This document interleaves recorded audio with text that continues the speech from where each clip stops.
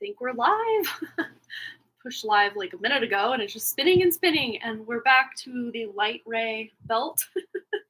Welcome, hey, hi, hello, and good afternoon. My name is Amanda, and welcome to Harmony Portal Tarot Live at our regularly scheduled Woo Wednesday time slot. That's a mouthful. At 6 p.m. Mountain Time, we are back to our regular schedule, at least as far as the foreseeable future goes for Wednesday.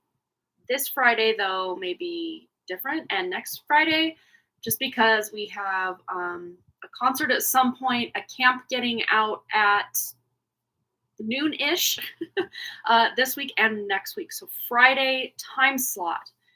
I'm wondering if I should push it back to the same time slot as tonight, 6 p.m. Mountain Time, just because days are very, like, here, there, and everywhere right now with our summer camp schedule.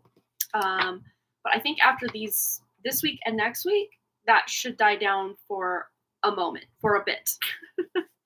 So I don't know if that works for you guys for Friday, but that may be all we're going to get, or I cancel that one.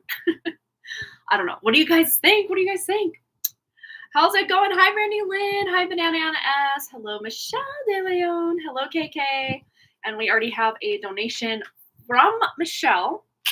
And one just rolled in, but it did not update on this other screen quite yet. Let me look. Keep our list up to date. Tonight, we are going to be doing a collective reading for everybody who's here. How have you guys been feeling? The energy has been interesting, to say the least. Very anxiety-inducing in ways. I know, just being super, super busy and trying to adjust this whole summertime schedule, and just the fact also that we're live right now lets you know that yes, Boston's team did lose last week, so they did not keep going to the championship game, which is starting 3 minutes ago right now. So that's why we're here. Yay. You missed the nighttime readings. Me too. I don't know, there's just something extra special about the nighttime readings. I have so much fun. But yes, hi Kirsten, how's it going? And we have a donation from Kirsten coming in as well. So I'm going to update our list. Both of these are full reads. All right. And forgive the lighting. Yes, it's a whole thing in here. We will adjust. So I do have the window closed, but the blinds a little slat. So the blinds are casting light on my face. All right. And Brandy Lynn, yes, I'm going to try my darndest to get onto the writing Zoom tomorrow night. Just knowing, though, that tonight is a late night, late-ish. All day has just been crazy, chaotic, busy, running from here, there, and everywhere. And having, like, neighbors and other kids over, Wrigley jumping on the trampoline with the sprinkler. And I'm like, I might need a break. Yeah, nighttime. Yeah, I was going to say, next week, Boston's at a cyber security camp, for like computer camp all day from like 8 a.m. until 4 p.m. Or is it 5? Might be 8 to 5. I can't remember. But Ryan's dealing with the taking and the bringing home of Boston. So next week, I only have to worry about leaving here about 8-ish and then picking Wrigley up at noon. So for sure next week, I'm going to be able to write during the day. And I know that doesn't work for you, but I don't know. I thought, I'll just slide right into this nighttime writing routine, and it has not happened. The second my head hits the pillow, or I'm like, okay, I'm off for the day, I'm going to relax, I'm like asleep. I don't know what it is. Just this adjustment has been insane. Like more insane than any recent summer, a school day or school year going into summer that I can remember in recent history. This has been quite the transition. And I think it's because we were like 4 different sports and then finally just the 2 sports. And now we're just like full blast into something completely new. And mama needs a little break. Like that's where I'm at. I'm like, I could just do for like 3 days of not having to go anywhere, not having to talk to a whole bunch of people that aren't just, the people that live here, not online. That's different. That's totally different. But like just going out and having to converse with people and, all the things. like, I just want to stay home for like 3 days. Like that's to me is like a dream come true. Anyone else? Oh my gosh. Not that I have to be gone like for hours and hours at a time, like people who work, outside the home, but it's a lot. It's a lot. It's been a lot. So yes, we already have 2 donations in, and just knowing me and how I'm getting tired, like by like 7:30 at night, I'm like start yawning and stuff. We probably better get into this for you guys. We're gonna start with a collective reading, and of course we have our drawing after our giveaway. So stay tuned for that. And of course, those of you that send a donation, we will get you taken care of tonight for your personal question. 11:11 for the kind of shorter questions, and then 22:22 for the more full read. That's kind of how we roll around here. 2 ways to donate for each of those. You can check the description, or did I pin that? Did I pin that? I don't know that I pinned that. Let me pin that. Check the pinned message if you are wondering. I did not pin that. So now we have it. All right, Kirsten. Oh, we had another I did add Kirsten, but we had another one come in. Let me update that, and then we're going to get into our collective reading. And then another one for Kirsten. So Kirsten times 2. 2 full reads for Kirsten. Okay, perfect. So we have 3 questions. I will take care of you ladies very soon here after our collective reading, and then, of course, our drawing and our giveaway.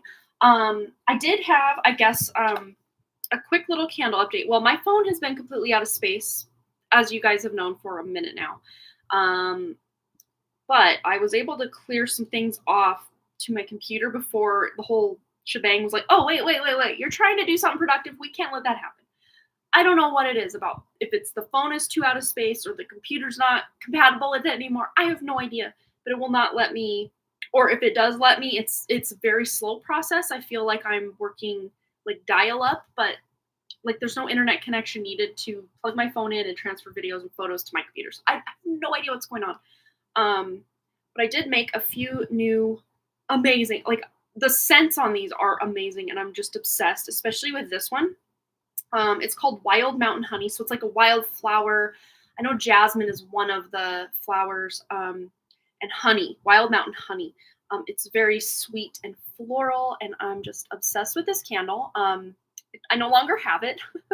I still have the scent, so we got that going for us. But this was an order from my mother-in-law for her boss for her birthday. So that's one of the bee candles, as I'm calling it now, Wild Mountain Honey. And then the other one was this orchid, kind of purple orchid. And this was Amber Noir was the name of the fragrance oil I used for this one. It smells very good. And then this one was Amaretto Madeline is the scent on that. It's very, there used to be this one Bath and Body Works scent that it was like called Brown Sugar something. But like I'm talking like mid 2000s, early to mid 2000s, this scent was a thing, like lotion that I used to get that, far as I know, I mean, I don't really shop at Bath and Body Works, but years and years ago, I think they discontinued it. But this smells exactly like it. Like I was transported back to like my early 20s. I was like, whoa, crazy. But there's all 3 of them together. So these 2, the orchid and let me get on the right side here. Let's get out of there. Okay. The orchid candle and, oh my gosh, and the bee candle. Purple candle and the bee candle went to one person, and then the Amaretto Madeline went to someone else. But yes, I'm still doing my candle fun stuff. I did a big reversal spell yesterday. Yes, Tuesday. So we can see that one there. That was fun. And then this was the end result. You want to do that on a mirror, and you write out your intention. So fun. I already am seeing results. And I just did like a general cleanse of any entities, cords, things that are affecting me, my family, my pets, my business. Yes, a lot of times when we do something general and just cast that wide net, things are going to slip through the cracks. But I feel really good about just doing a general cleanse. And then next week, maybe even start as soon as Saturday. Saturday and Tuesdays are the days you want to do like reversal or return to sender energy. And I don't even return to sender with this energy, anything negative targeted at me. I just recycle it back to source. Because sometimes when you do this whole return to sender, well, if you're the one that somehow, maybe even lives and lives and lives ago, sent someone something and then they sent it back and you're sending it back, like, when does it stop? That's kind of my vibe. So I'm like, let's just be done with this and recycle back to source. That's what we're doing. So I'm going to, probably starting Saturday, be real intentional with very specific things, specifically algorithms and anything directed at my channels. And I might even get so specific as to say this channel, the Done Creative, and just clear any blockages or shadow banning and all as much as I can that's in my power. I am ready. I am ready to just clear the decks and then protect that space. Because your online persona or your different profiles, they're an extension of your energy field and they can absolutely be targeted just like our person. Tanya's here. Hi, Tanya. Welcome, welcome. Good to see you always. Staying home is the reason I'm looking forward to July. Oh, same. Oh my goodness, yes. I'm just ready to be in some sort of routine where it's not changing day to day. And at Tuesday nights, we have from 5 to 6 every Tuesday, starting this Tuesday, we just had all the way through October when, according to weather, the boys have this golf thing that they do. So every Tuesday night is taken until through October. So we've got that going for us. All right, so let's get into our collective reading. Yes, the energies have been interesting to say the least. Time has been a really weird thing where certain days time is just very quick, very speedy. Other days, it's like time is this thread that you can just stretch out and out and out. And my social media / internet use detox down to 1 hour a day is going well. I liken to say that I've just been so busy that I haven't really noticed. I really haven't noticed. The time that I really do notice is like after the kids are asleep and, that's what I would normally do is like watch Netflix or, usually and only about an episode or a half an episode because we've had baseball and it's just been late nights. But now I'm like, almost have to retrain myself like, okay, I can hang out with my husband. We can talk. I mean, we talk during like our, shows and stuff, but I'm like, no, now we can talk, we can hang out, we can read. He doesn't really read much like for leisure, but I do. And yes, that's a great time I can do that because I could write. Yes. But I think it's like my computing is just shot by like that time of night every night, pretty much. So I'm going to try though, Ready Lynn, I'm going to try to show up and see what we can do for tomorrow. But don't hold me to that I'm going to for sure show up, but I will let you know through email because man, it's just been a few months, man, just of go. All right. One thing, I was at a stoplight today and I want to show you the sky. Okay. Find the best way to, okay. So these are not normal clouds, especially when it's like almost like you can see the ripples or how do I say?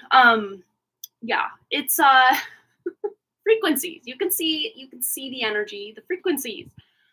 So we've basically been just blasted with frequencies. And I don't know if you guys have been feeling almost this like weird shift. It's almost like the picture of the Two of Pentacles, but like in real time, in real life. Like you're like focused on one thing or doing one thing and it's just almost like the energy completely flips or shifts. What else? It's just like, yeah, like I said with time, like either it's really slow or really fast, hardly anything in between. Yeah, just lots of anxiety, lots of ear ringing, stuff like this. So I don't know if you guys have been experiencing these things as well. Yeah, we're going to be doing our free collective reading here in like a hot second, Michelle. And then we're going to be doing a giveaway and a drawing, but you can always send a donation for your question specifically to be answered personal to you as well. I know exactly how you feel. The nights are struggling, but I don't have much of a choice. Too much work, right? Oh, yeah. And I mean, I could tell myself, you don't have a choice, just do it. But man, I already know I'm going to burn out if I try to push anything else. But good news, good news. I have been able to get some stuff done like around my house. Not like a lot, but some. My kitchen has never been cleaner. Well, since the kids have been this old. Let's just put it that way. As organized and as clean. It feels nice. All right, let's get into our collective reading. So we're going to start just what we need to know about these current energies and just anything else that spirit needs us to know. And by spirit, I mean our true spirit collective, meaning just our collective, whoever's watching now or on the replay. We're not including the whole human collective because that's a whole ball of mess that a lot of times we don't want to read every little thing about the collective because it can be a lot. So 2 cards just literally fell into my lap. So we have the King of Cups. So yes, emotional balance. And we have the 8 of Wands as well. So there's something moving quickly. So anything that has been like affecting your emotional balance or feeling very one way, then another, kind of that energy of almost a 2 of Pentacles where there's like a shift or a switch or a flip. That is going to change soon. It's like this energy, we're moving through it. So whether this is nefarious energy, beneficial energy, you know, at this point, yes, it does matter, but I almost want to say it doesn't matter because our spirit like has us taken care of and coddled and loved and nurtured through whatever's going on because they have this, you know, our spirit has this like higher view than our human aspect has. And they're helping us through this. So whatever's going on, for whatever reason, we're making our way through it. All right. We had another donation come in, which I will add to the list when we're done with our reading here. All right. Anything else we need to know about these current energies and just anything else? Ooh, the 8 of Pentacles. Yeah, we're literally working our way through. But I love that this is the deck we're using because this depiction is so, I mean, it's very similar to the 8 of Pentacles in the traditional Rider-Waite, but it's got an added bonus of that like crone energy here. Sorry about the lighting. The crone energy, like this lovely mentor, grandmotherly energy showing the wee ones the way here, which is really beautiful. It is really about also passing that wisdom, passing that knowledge from not so much as this depicts like from generation to generation, but from our spirit down into our more human aspect, or allowing more of our spiritual awareness and gifts and knowledge to come out and aid us through the things we're working through, be these triggers, be these projects, be these relationships, be these whatever it is we've got going on. It's like our spirit is acting as that own, like our own mentor, which is really good because who knows you better than your own spirit? Nobody. Not no one person. Nobody. All right, what else do we need to know right now? And as a collective, our wonderful little collective here, those of us watching now and on the replay. And we have Awakening with Matt Imbolc. And I never know if I'm saying that correctly, so apologies. But yes, Awakening. This is bringing further, like we were saying, about this aspect of our spirit. And I love this on the back of the deck, the familiar card with Guardian. So our spirit is acting almost like our own spirit guide or guardian. That's what I like to call my true spirit team, would be just like my guardians rather than, oh, spirit guides and ascended masters and this god and that god. And I do appreciate the archetypes that have been laid out in this matrix system, but at the same time, I don't want to worship any of these archetypes. I want to tune into my true spirit and learn capital T truth about what's actually going on. Not so that I can, you know, do this, that, or whatever, but just so that I can navigate my way out of the matrix. Like that is what I'm here to do, I think, and many of us. So there's information coming in with the homeland here and foundation. There's a foundation we are building, or that our spirit is allowing to come more into this realm to really lift things up, like in a way that we feel more supported. Not just by our own selves, but by also the people around us as well. Hi, Sandy. Hi, Luminous. Hi, Linda H. Welcome, welcome, ladies. All right, I want to go to what deck? I think we're going to go to the Soul Trees deck. I always like this one. All right, anything else we need to know before we move into our donation questions? All right, confusion, yes. And I think this is where that almost like dualistic dichotomy kind of energy is coming in. Is it's confusing. It's very 2 of Pentacles, Any two in the deck can aid to some confusion, but specifically the Two of Swords is a very confusing energy, or just kind of like, unsure of what to do. But let's get a clarifier on this confusion card. What is in this in regards to? For some of you, it might be next steps, but for others of you, this just feels like confusion in not so much the next steps, but like, what direction are you even going in? Which, there can be a hard pivot, or just something that has happened outside or maybe within your control that is now shifting your life in a new direction. It doesn't have to be bad. This feels like a very beneficial thing. Yeah, but look, we have 2 guide cards. Look at this. Guardian and guide. I mean, same diff, right? Wow. But you're being guided through any confusion by tuning into your true spirit, trusting your intuition. Even if you're not sure, just going with the flow of what's going on, you'll start to get a feel for what's going on and what to expect. So especially those that are confused about the next steps, what is there to know next, or next step? What is the next step? Synchronicity. So synchronicity will be aiding you on your way to basically act as breadcrumbs. So these could be numbers, signs, symbols, different synchronicities, hearing the same name like 3 times in one day when it's not a name you normally hear. Things like this are going to be acting as like little guideposts to literally guide you to your next step, to your next idea, to your next endeavor, whatever it is you currently have going on. Let's pull one more tarot card just to round us out. Any additional guidance? We got more than one here, but let's see what we got. We got 3. Okay, so we have the Two of Cups. So for some of you, this can be dealing with relationship, romantic or otherwise. Something to do possibly with restoring balance after feeling lied to, cheated on, stolen from in some regard. And this can be just like in life in general. You look back over your life and you're like, wow, I really was cheated out of that really amazing opportunity or that really great relationship because X, Y, or Z. Whether it was your fault, their fault, some other external fault, whatever. But there might be some introspection or some rumination you're doing about something from the past, but that is actually going to help restore balance. And you realize that maybe certain things didn't work out with certain people, certain situations, because it wasn't meant in your highest good, or that eventually would slip through your fingers or something would happen. And then you'd blame yourself, where in the way that it all worked out, you're not blaming yourself. And in fact, you are, the word forgiveness is coming up here. Almost forgiving yourself, forgiving others, forgiving just the circumstances, kind of it is what it is, but not that like fatalistic kind of surrender. It's more of a just acceptance, I guess, and ready to go on a path that feels more in alignment. I feel that seeing signs and such. Yes, awesome. All right, we had one fall to the floor, and we have here the King of Pentacles. So for some of you, this might be financial or having to do with the material world in some way. Feels very slippy, like slipping through your fingers.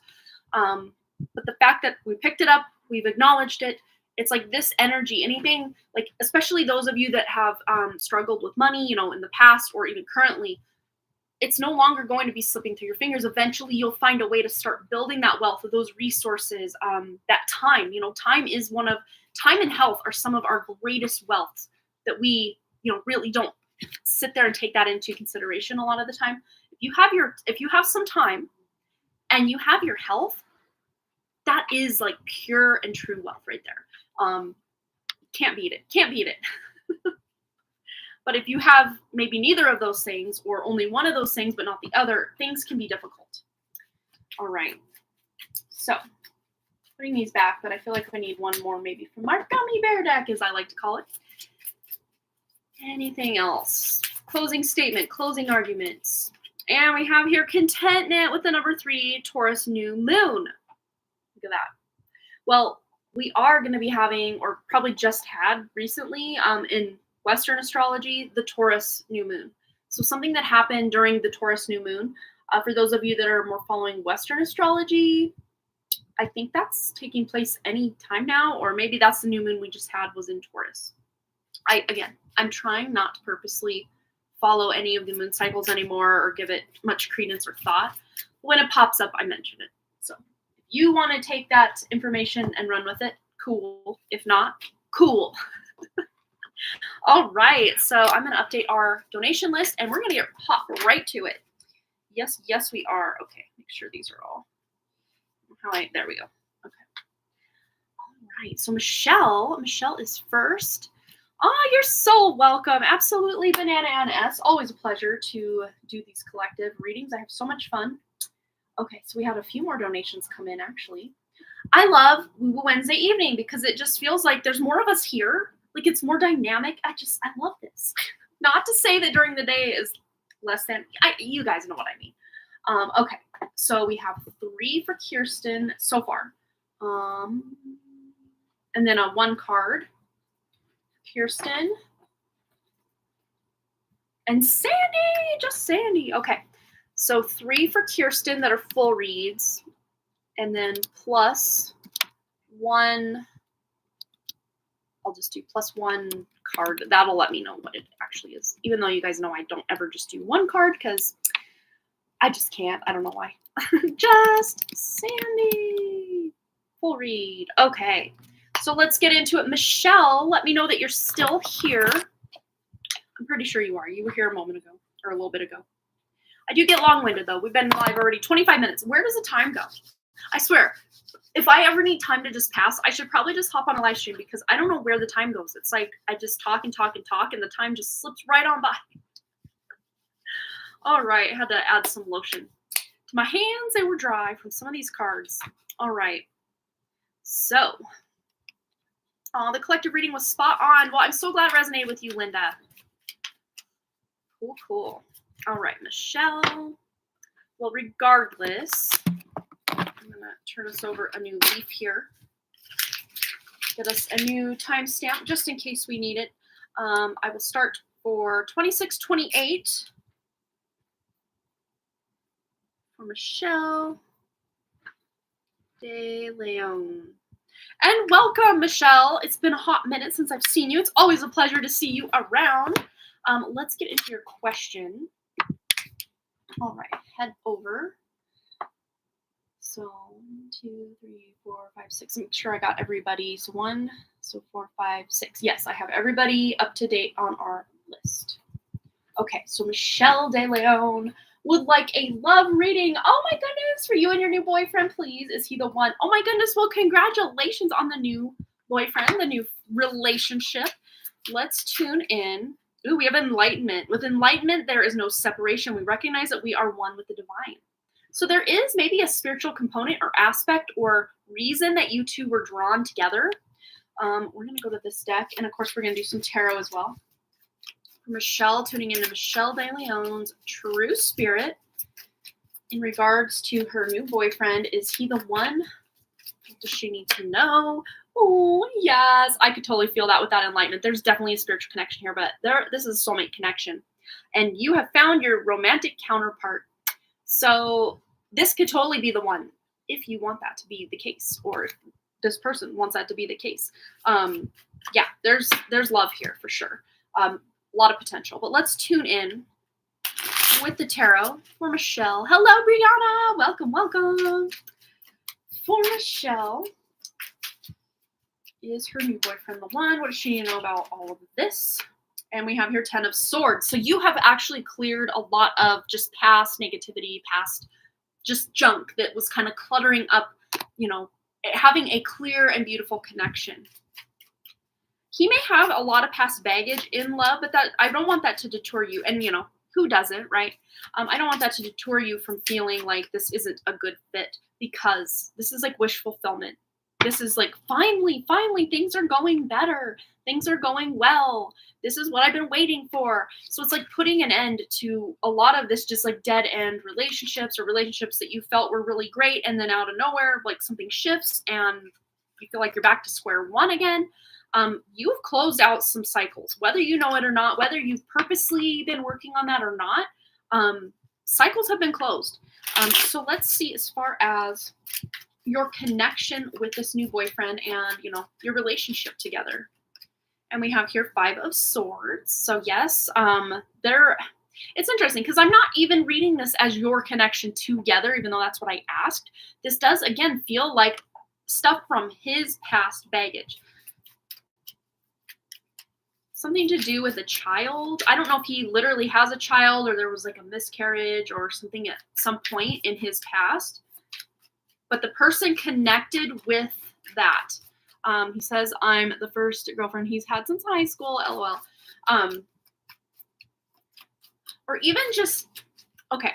Yeah, so like that's what I'm seeing in my head. But now I'm seeing this more like thoughts he had about kind of like an idealized version of what he thought his love life and, you know, possible becoming a parent and everything would look like in a relationship that didn't go according to the way he thought. And maybe even since he was young, he had this idea that this is what my love life will look like. You know, I'll get married, I'll do this, I'll do that. And it didn't quite work out that way. Let's see, as far as your connection together. Yeah, Seven of Cups. Like this can go lots of different ways. So this is not just set in stone. This is like a choice point as far as, you know, your connection together, like what you're doing. Connection, staying together, long term, deciding that, oh, maybe this isn't for me. Like it can go any way. So this is about you trusting your intuition. And if at any point you're just kind of like, I don't know. And this is more coming from you because it's almost like whatever you decide, he'll go that way. But what is the most likely outcome with this connection? Seven of Pentacles. Yeah, patience. She's like ruminating, like, what's my next move? Almost like she's looking at a chessboard. Like, what's my next move? Not like there's any real strategy needed in this. It's just about, you know, not having to rush to the altar or, you know, put big labels on everything or try to get to that next dating milestone. It's just about having fun and being patient and just seeing where the connection takes you. Of course, you know, once you get into any kind of relationship, we start our wheels turning about, oh, well, one day we might be married. One day we might do this or that or this or that. And of course, that's totally fine and awesome. But it doesn't mean we need to, especially, you know, in this case, like act on all of these whims or what have you. But if the energy is taking you this way, like, oh, let's move in together, then do it. You know, you have all sorts of options here. Not that card, this card.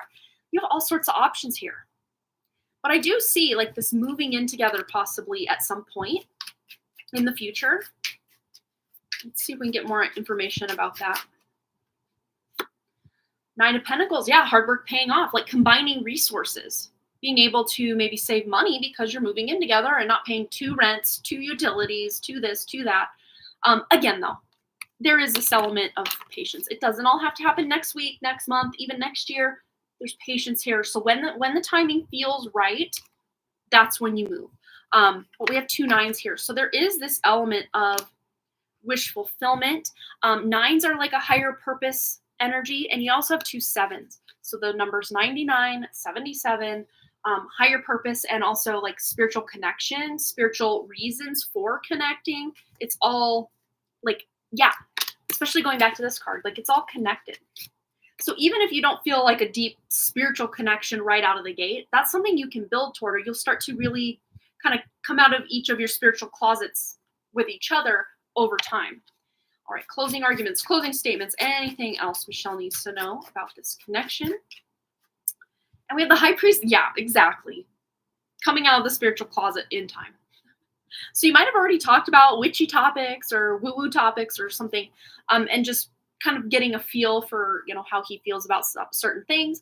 Just because someone feels one way or another about certain things now doesn't mean they can't expand into that at a future time. So if you don't really feel there is much, you know, spiritual stuff going on, you know, in him, again, a person can awaken at any time.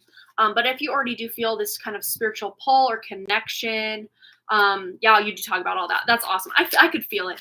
I could feel that there was some deeper, you know, with 2 basic cards about, well, 3 really, if we count the soulmate card, about deep spiritual connection here. At the very least, it's almost implied that your relationship is going a more spiritual route than maybe a lot of your past connections have. Yes.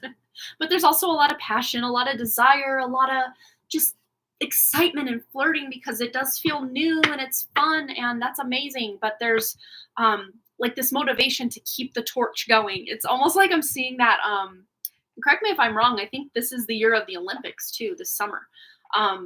like carrying that torch, not letting the spark go out, and then on the back of the deck, temperance. Yeah, finding that balance, proper communication back and forth to each other, making sure you're checking in with each other, but not completely losing yourself in the connection to where, it's all about this person and, screw all this other stuff. No, you're finding a nice balance between work and your personal life and your love life and just being able to weave it all together in a really good way. All right, closing statement. Wow. Weaving it together in a really good way. Wow. And again, have some patience here. There's no, like I said earlier, no rush to the altar or anything, but like it may be, eventually heading in that direction. Let's just say. Wow, that's so cool. Oh my gosh. I love that. That's awesome. Well, it's so good to read for you again, Michelle. I missed you. I hope you're doing well. All right. So that was Michelle's reading. Oh, looks like they're trying to hit us with ads. Let me skip that real quick. He's never talked about that, but he says forever already. And I'm like, oh my gosh, LOL. Oh, he sounds so sweet. That's so fun. Yeah, I mean, again, with the patience, there's patience. So, even if he doesn't bring it up, the fact he's already saying things like forever, that lets you know that at least his head's in the game, Aw. Well, I'm so happy for you. I'm so excited to see where your relationship takes you. So fun. All right. So Kirsten is next. Oh, let me recopy my other list here that's more up to date. That would help. Oops, I don't need to highlight the whole chat, just what I've typed there. All right. So Kirsten. Let's get into Kirsten's questions, starting with question 1. All right, let me update our list. Let me just double check we didn't have any other donations come in so we can keep her up to date. Yes, we're still good. Okay. Boom, there it is. Okay. You're so welcome, Michelle. So fun. All right, Kirsten, let's get to your first question. And just let me know that you're here. I can also timestamp these just since I already have timestamp going for Michelle's. Why not? Let's do it.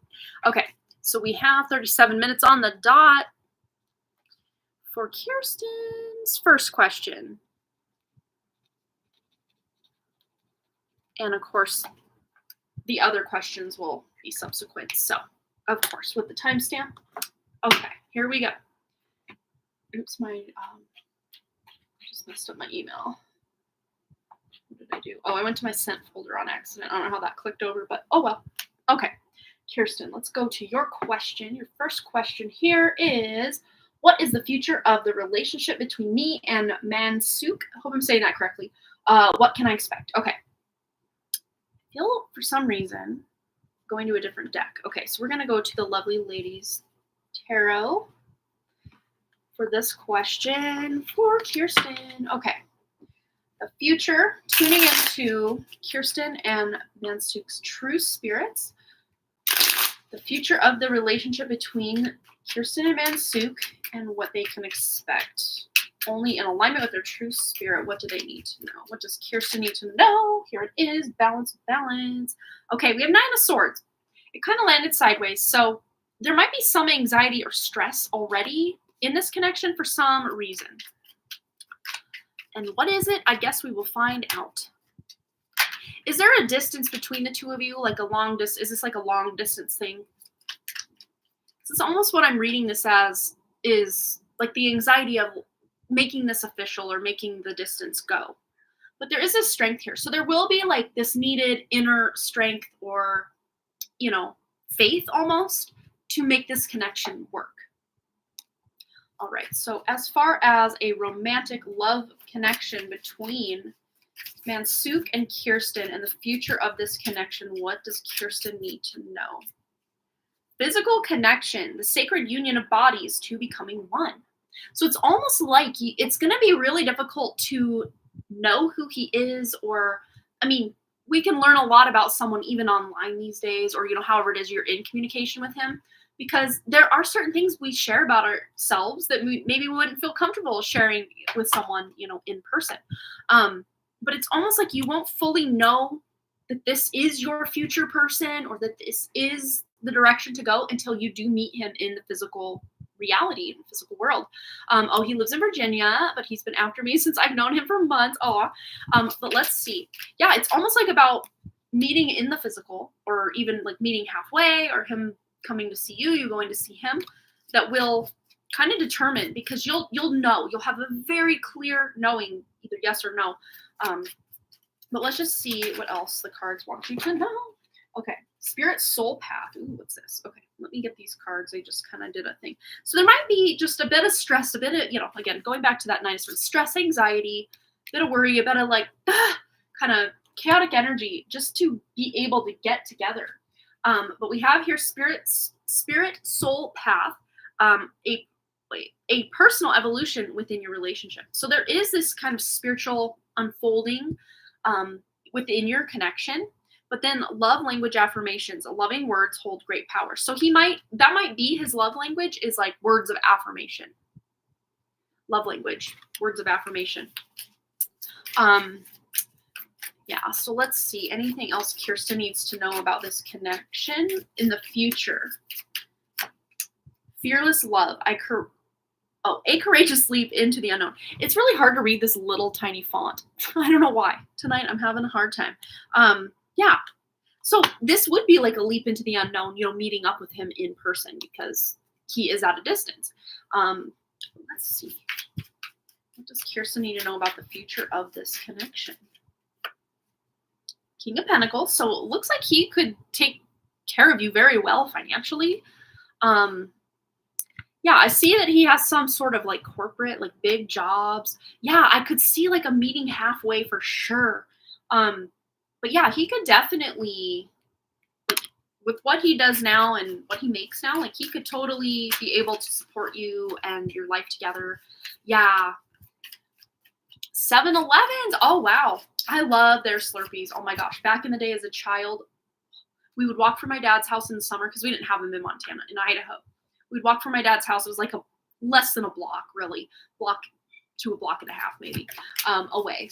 And we'd get ourselves a Slurpee and a meat stick and a candy, and then we'd head back home. It was so fun. But beside the point, let's see. Yes, he can support you. He can take care of you. But will there be sparks?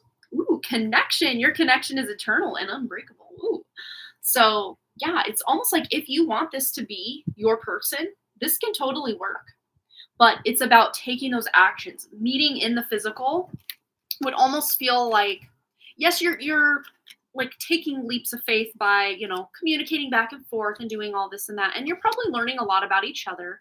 Yeah, you're both each other's type. See, that's really fun. But it's almost like there's really nothing to fear, because that's the thing, like I'm meeting this person, off the internet or off, however it is you met them. But, probably a lot of your communication is through online or through the phone. And then meeting someone almost like a blind date in a way, and going out on that limb, but this to me does feel like you are protected, or the fact that you're protected, nothing's going to happen that's dangerous for you to be able to meet up. And in fact, it'll feel very real and very just natural because the connection is very strong. And this does feel, a lot of times when we have something like this come out, there is, something from the past life connections. But this is a very real thing, just this anxiety or the stress of meeting up. That's a very real fear, or even just kind of worry that people have. Although I'm seeing here you have nothing really to fear or worry about. But, I want you to feel safe going into it, obviously. But it does feel like once you did meet up halfway or wherever it is you decided to meet, you'd be safe. You'd definitely be safe. Yeah, a private getaway for 2 is calling for you. Rendezvous. So yeah, I think that would be like your next natural steps to really determine, is this my person, would be to meet up in person. Because that can do a lot of, there's a lot of ground you can cover by going back and forth through, phone calls, FaceTimes, text messages, all the things. But it's almost like it's not until you meet in the physical that you really know for sure, or you can really see that chemistry in action in the physical, that is going to be kind of the deciding factor of the future of your connection. Although the cards we're getting do feel very, grounded with that King of Pentacles, very grounded energy, very physical attraction for sure. So the fact you're each other's types, that makes a lot of sense here. Yeah. So closing argument, closing statement for Kirsten. Anything else she needs to know about the future of the relationship between her and Mansuk? Soul, your soul is preparing to reconnect. Aw, trust the process. Yeah, definite soulmate connection there. Yeah. And there might even be things from past lives that when you do meet up together, it's almost like this weird, like deja vu kind of energy. Or maybe since you've really been talking to him or met him, there's been like deja vu stuff. Even in dreams, like recurring dreams. You could be having recurring dreams that may or may not have anything to do with your connection with him, like in this incarnation, but there could be past life stuff coming up to prepare you guys to get back together in this life. So very interesting how that works. All right, so I hope that resonated. Yeah, you're in the driver's seat here as far as, do you want to see where things go? Do you want to walk away? Do you want to take this connection deeper? I mean, it's totally up to you.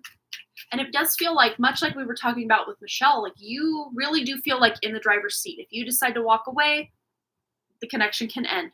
I don't see he's going to try to walk away, just like I wasn't trying to see, or I didn't see with Michelle that her person was going to try to walk away. So if this connection if you wanted it to end, you'd have to be the one to walk away or say, yeah, probably not for me. Because I don't see him, Mansuk, being the one to say, yeah, not interested. That would probably have to come from you if that was the case. But I do see there is a lot of chemistry there, so most likely not going to be the case. So, but yes, meet up in the physical when and if you can, and that will really help you solidify what your next steps are for your future with him. So, very cool, very cool. All right. So let's get into Kirsten's next question. All the collective was on point. I'm so glad it resonated with you.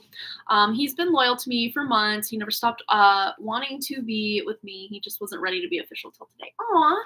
Well, I'm glad that he at least let you know where he stood on everything and was still very faithful, and just, that shows a lot of maturity for him to, let you know how he feels and what's going on. And then when things change, he could update you like that. That's a very mature move. That's awesome. All right. So let's get into your next question before that ad tried to pop up again. We closed it out. Yes, we did. Okay. So how can I make more friends and where to meet people? All right. So how to make more friends and where to meet people. For Kirsten, tuning into Kirsten's true spirit. All right. Wow. So there's a wedding or some sort of celebration, gathering, get together that you might be meeting people at. And this is the thing, because there's really, there can be, depending on your lifestyle or where you go, what you do. Like even in my very small community here in Missoula, Missoula in and of itself is a very big town, at least to me, it's a very big town. But my community within the town is a very small little inner circle.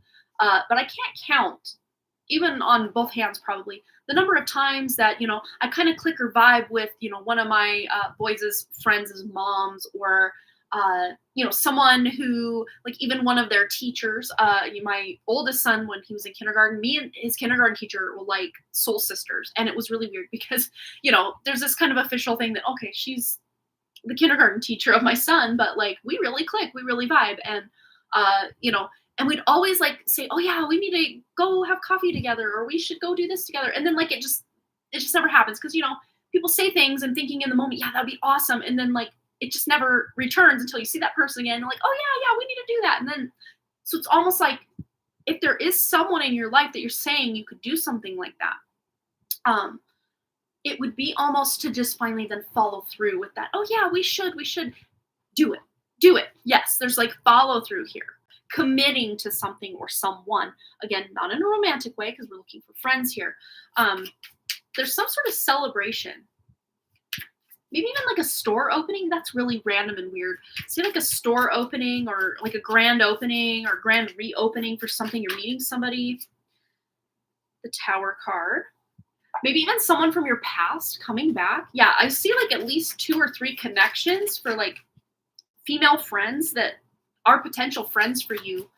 Very close at hand, meaning like time-wise, very close. But this could be someone from your past, someone you once were friends with.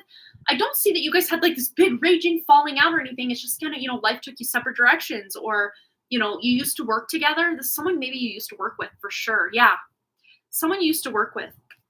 But, life took you separate directions, and maybe you are somehow meeting up with this person. You're running into them, out and about, and then like rekindling that friendship that once was, or, that never maybe quite got to be. Now you have another chance to make that a thing. I see between now and August, which I know sounds like a very long time span. But wow, to me, this feels like the summer just feels like it's going to fly on by. I feel it already. But yeah, 4 of Cups. So there might even be other opportunities that are just still not quite in your peripheral or awareness yet. But let's see where. Where else would Kirsten possibly be meeting some friends? I'm just seeing you hanging out in public spaces like libraries, not so much just shopping like here, there, and wherever, but places that hold events. Like a library, like my public library holds a lot of different events for young and old alike. I mean, there's an event for pretty much every age range or group or activity, interest. There's lots of different activities and events. So maybe even looking at, I know newspapers are almost like a thing of the past. Even same with like bulletin boards out and about. But just be looking for like local events. And even if you don't have someone to go with, sometimes even just trying to step out of your comfort zone and maybe going on your own to an event here or there, you just never know. You might like it. You might meet someone. Yeah, we have the World. It's like closing out the cycle where you feel so alone, or like you're, not worthy of people's friendship, or, whatever other hangups that we can have about, well, I had these one friends, but I didn't realize for years they were making fun of me, or, this or that. I mean, we all have all sorts of wide different experiences and circumstances regarding friendships, but especially if friendships in your past have either crashed and burned or really never got going to begin with. This is about you closing out those like limiting beliefs about your own worth to be that worthy friend. And the best way to practice being a worthy friend is to be a worthy friend to yourself. By following through on any promises you make to yourself, or, you set an intention and you follow through with that, that can start to prove you're showing up as a good friend, first and foremost to yourself, and then you can be a good friend to others.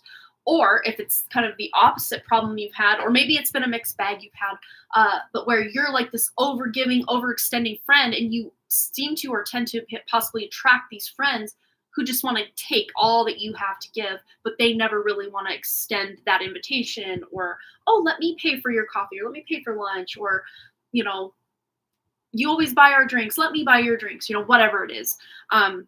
You're closing out some limiting beliefs surrounding, maybe even those old friendships crashing and burning, or certain friendships that never really got off the ground. Yeah, your library does have events. You could try that. Yeah. And, even if you're just kind of going to a few events here or there and you really don't talk to anybody or do much, at least you're getting out there and just kind of observing how people act and what's going on, and, what types of people show up to these events. And you just never know. But we're never going to meet those people or experience those things if we don't put ourselves out there. And that is, I think, the hardest part, is just taking that step to put ourselves out there in new ways that don't always feel comfortable. Yeah, I read that part. For your 1 card pull. Yes, we can do that. Update. Mansuk and I just made it Facebook official. Oh my goodness. Well, congratulations. Yes. Wow. He's not wasting any time. Now that he knows exactly what it is he wants, it does feel like this could be almost like a whirlwind for you too. if that's what you're looking for, it can be that quick. It really can. Wow. That's awesome.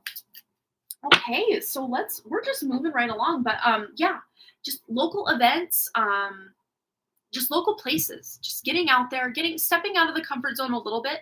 And if you already do have a friend, sometimes just going out on little friend dates with that friend can really strengthen the bond with you and that friend. And then you can maybe go to that event, that event with this friend, and maybe the two of you can make another friend. You just never know. Hello, Luminous, welcome. All right, so let's go to Kirsten's next question.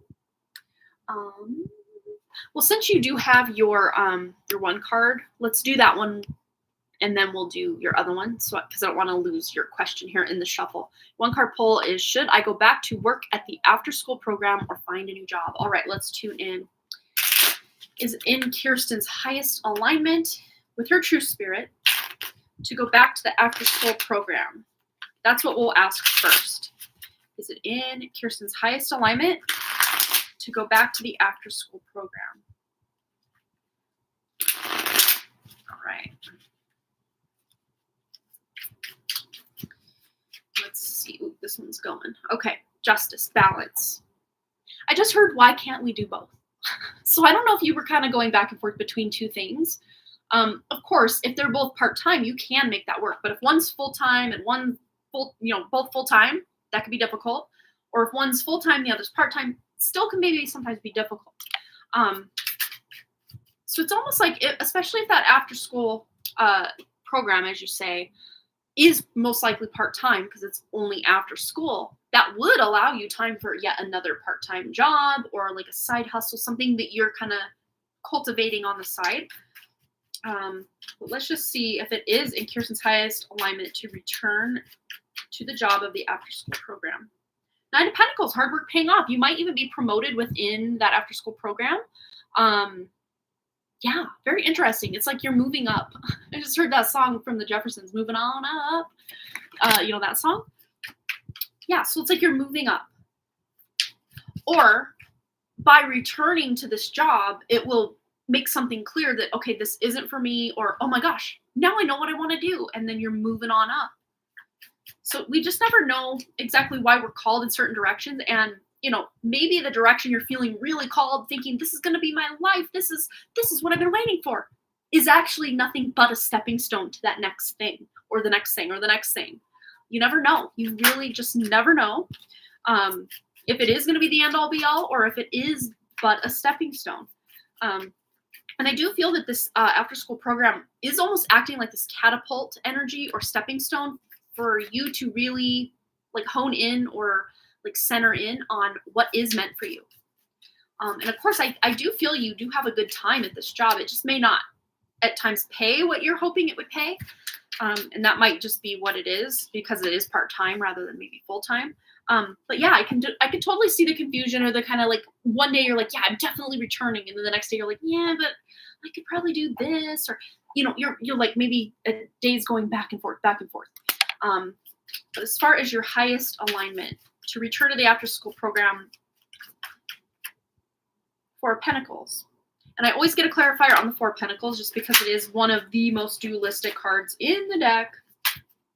Too many cards are jumping. Okay. Five of Swords. Yeah. So it's almost like you returning. It's like a pivot point. It's not like you're going to return and then that's your career forever.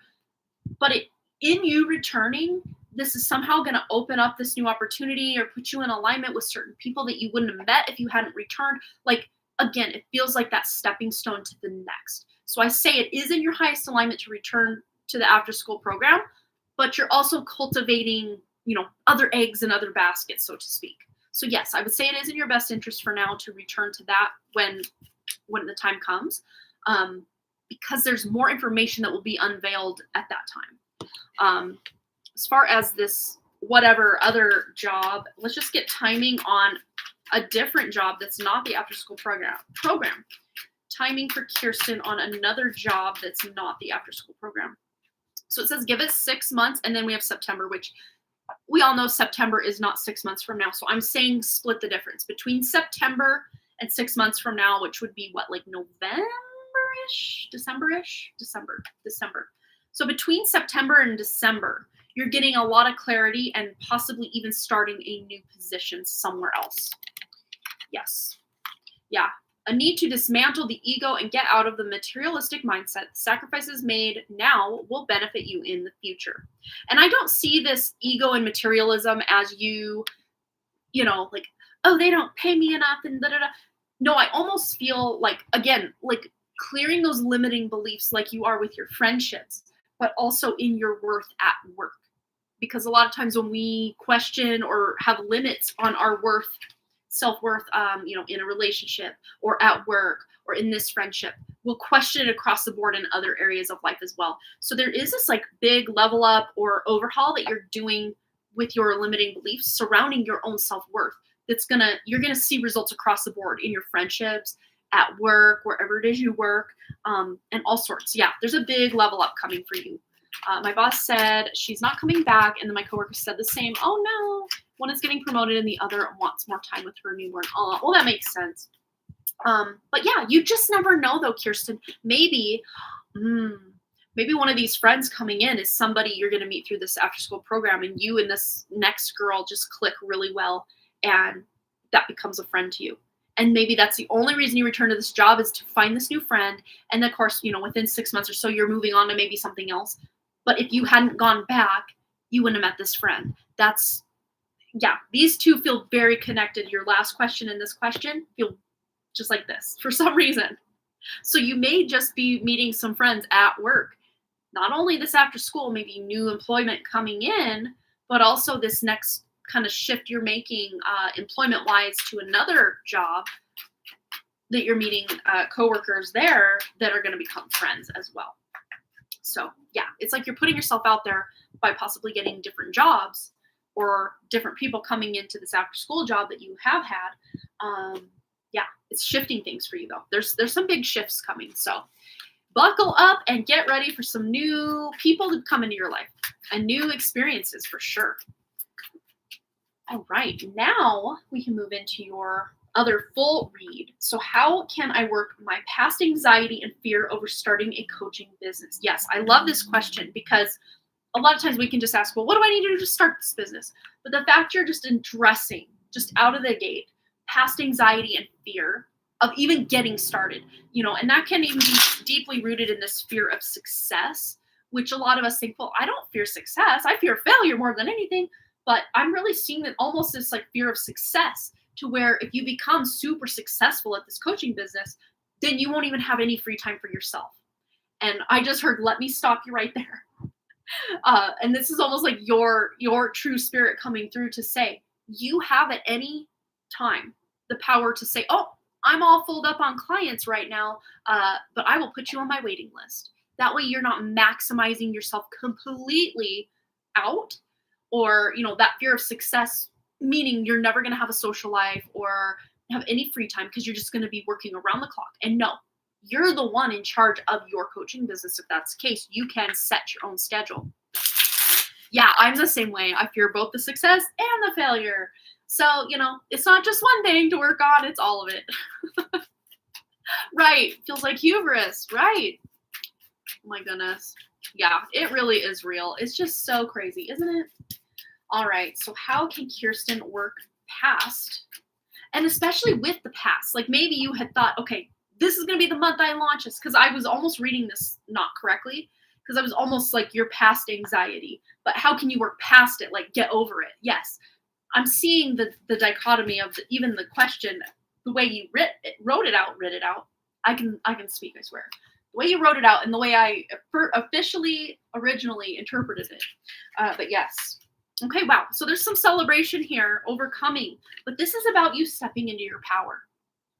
This is about you literally claiming, I'm stepping into my success. Fear be damned. Because we can feel the fear and do it anyway. That's the thing. Fear can only hold us back if we're unwilling to take that step forward. We can still be fearful of succeeding or failing or both at the same time, all the time.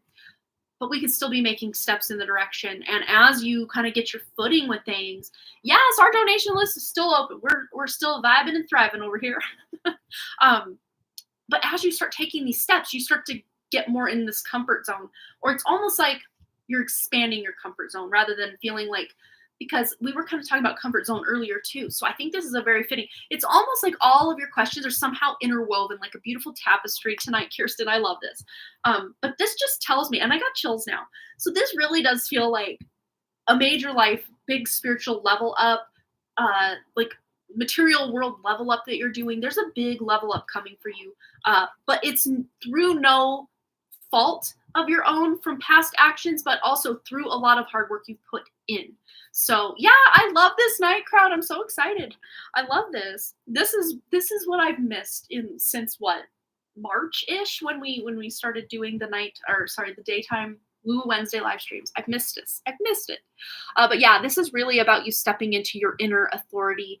And even if you're not feeling motivated, it's like you're taking that step anyway. And as you start taking steps, and this is almost like personal advice I need to take for myself in certain regards, is maybe if you're not feeling motivated, it's about just starting to take those steps, and you will start to almost get motivated as you expand that comfort zone. Because we don't want to be uncomfortable, but we do want to start expanding the comfort zone to where, we're not just comfortable in this tiny little bubble right here, but I'm also comfortable way out here, because it's not that, you're just in this like complete almost crisis mode of feeling completely uncomfortable all the time. But no, you've just expanded your tiny little bubble this much bigger, this much bigger, this much, until you know it, you're almost comfortable in a lot of things that you never would have thought you would be comfortable doing or experiencing or expanding into, versions of yourself that you could only at one point dream of being. And now that's just who you are. So that's really what you're working your way toward. And it's some sort of contract you're signing, possibly with clients, and being that coach or that authority to help people through their issues, their own problems. Yeah, funny you say level up, because I'm working to become a glow up coach / self-love coach. Okay, see, and I think that because you have had a lot of these experiences and you know exactly what it feels like to be on the other end of that energy, that you can speak from experience to a lot of amazing people, specifically women. Specifically women can really benefit from your knowledge, your wisdom. The things you've been through can really help inspire, especially with that. You're taking the feminine energy, but you have that masculine twist on it, meaning you're able to stand on your own 2 feet, take the action, and just be like a united front of divine masculine and divine feminine energy within this like coaching business.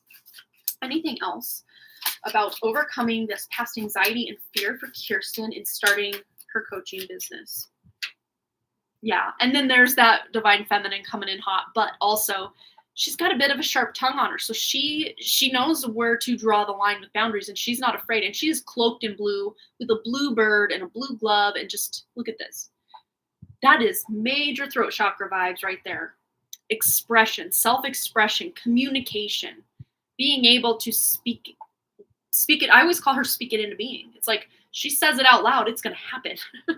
She's not holding back. So when you decide to really step into this authority for yourself with that King of Wands that you had, pair that up, like I was saying, that kind of balance between the divine feminine and divine masculine energies.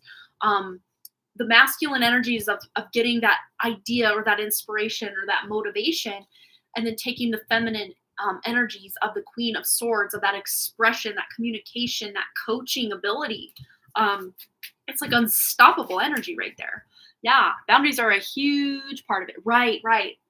Yeah, you're overcoming it. I don't know exactly how, but we have a start as far as how to get started in overcoming those past anxieties and fears over starting the business.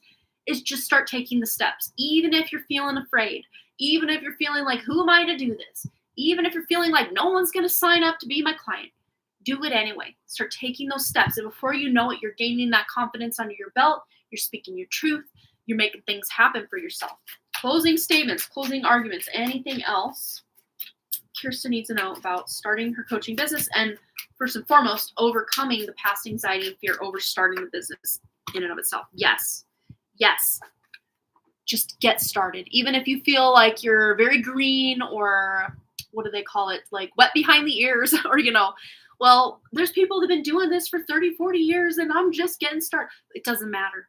No one has your exact experience, your exact way of doing this and everything. And again, there's a lot of self-sabotage that will come up along the way. And that's okay.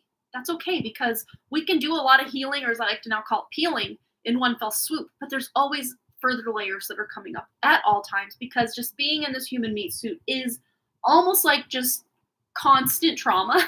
Let's just be honest.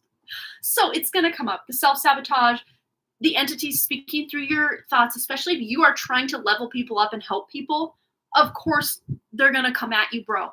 But this is about you also with that Queen of, both the King of Wands paired up with that Queen of Swords, to find ways to protect and cleanse and clear your own energy on the daily, if not multiple times daily, to keep you. And that's part of the boundaries there as well, is letting these entities and frequencies and thought forms and egregores and all the things out there, the matrix itself, know, hey, no, bro, you got to step back. This is my space, and not that my space, because that one's, I think, defunct now. But this is my space, and you're not here. We're not here for it. But also, they will play on, the frequencies will play on your own like self-sabotage tendencies, which we all have sabotage tendencies. It's literally programmed into our DNA, the way that this whole thing's set up.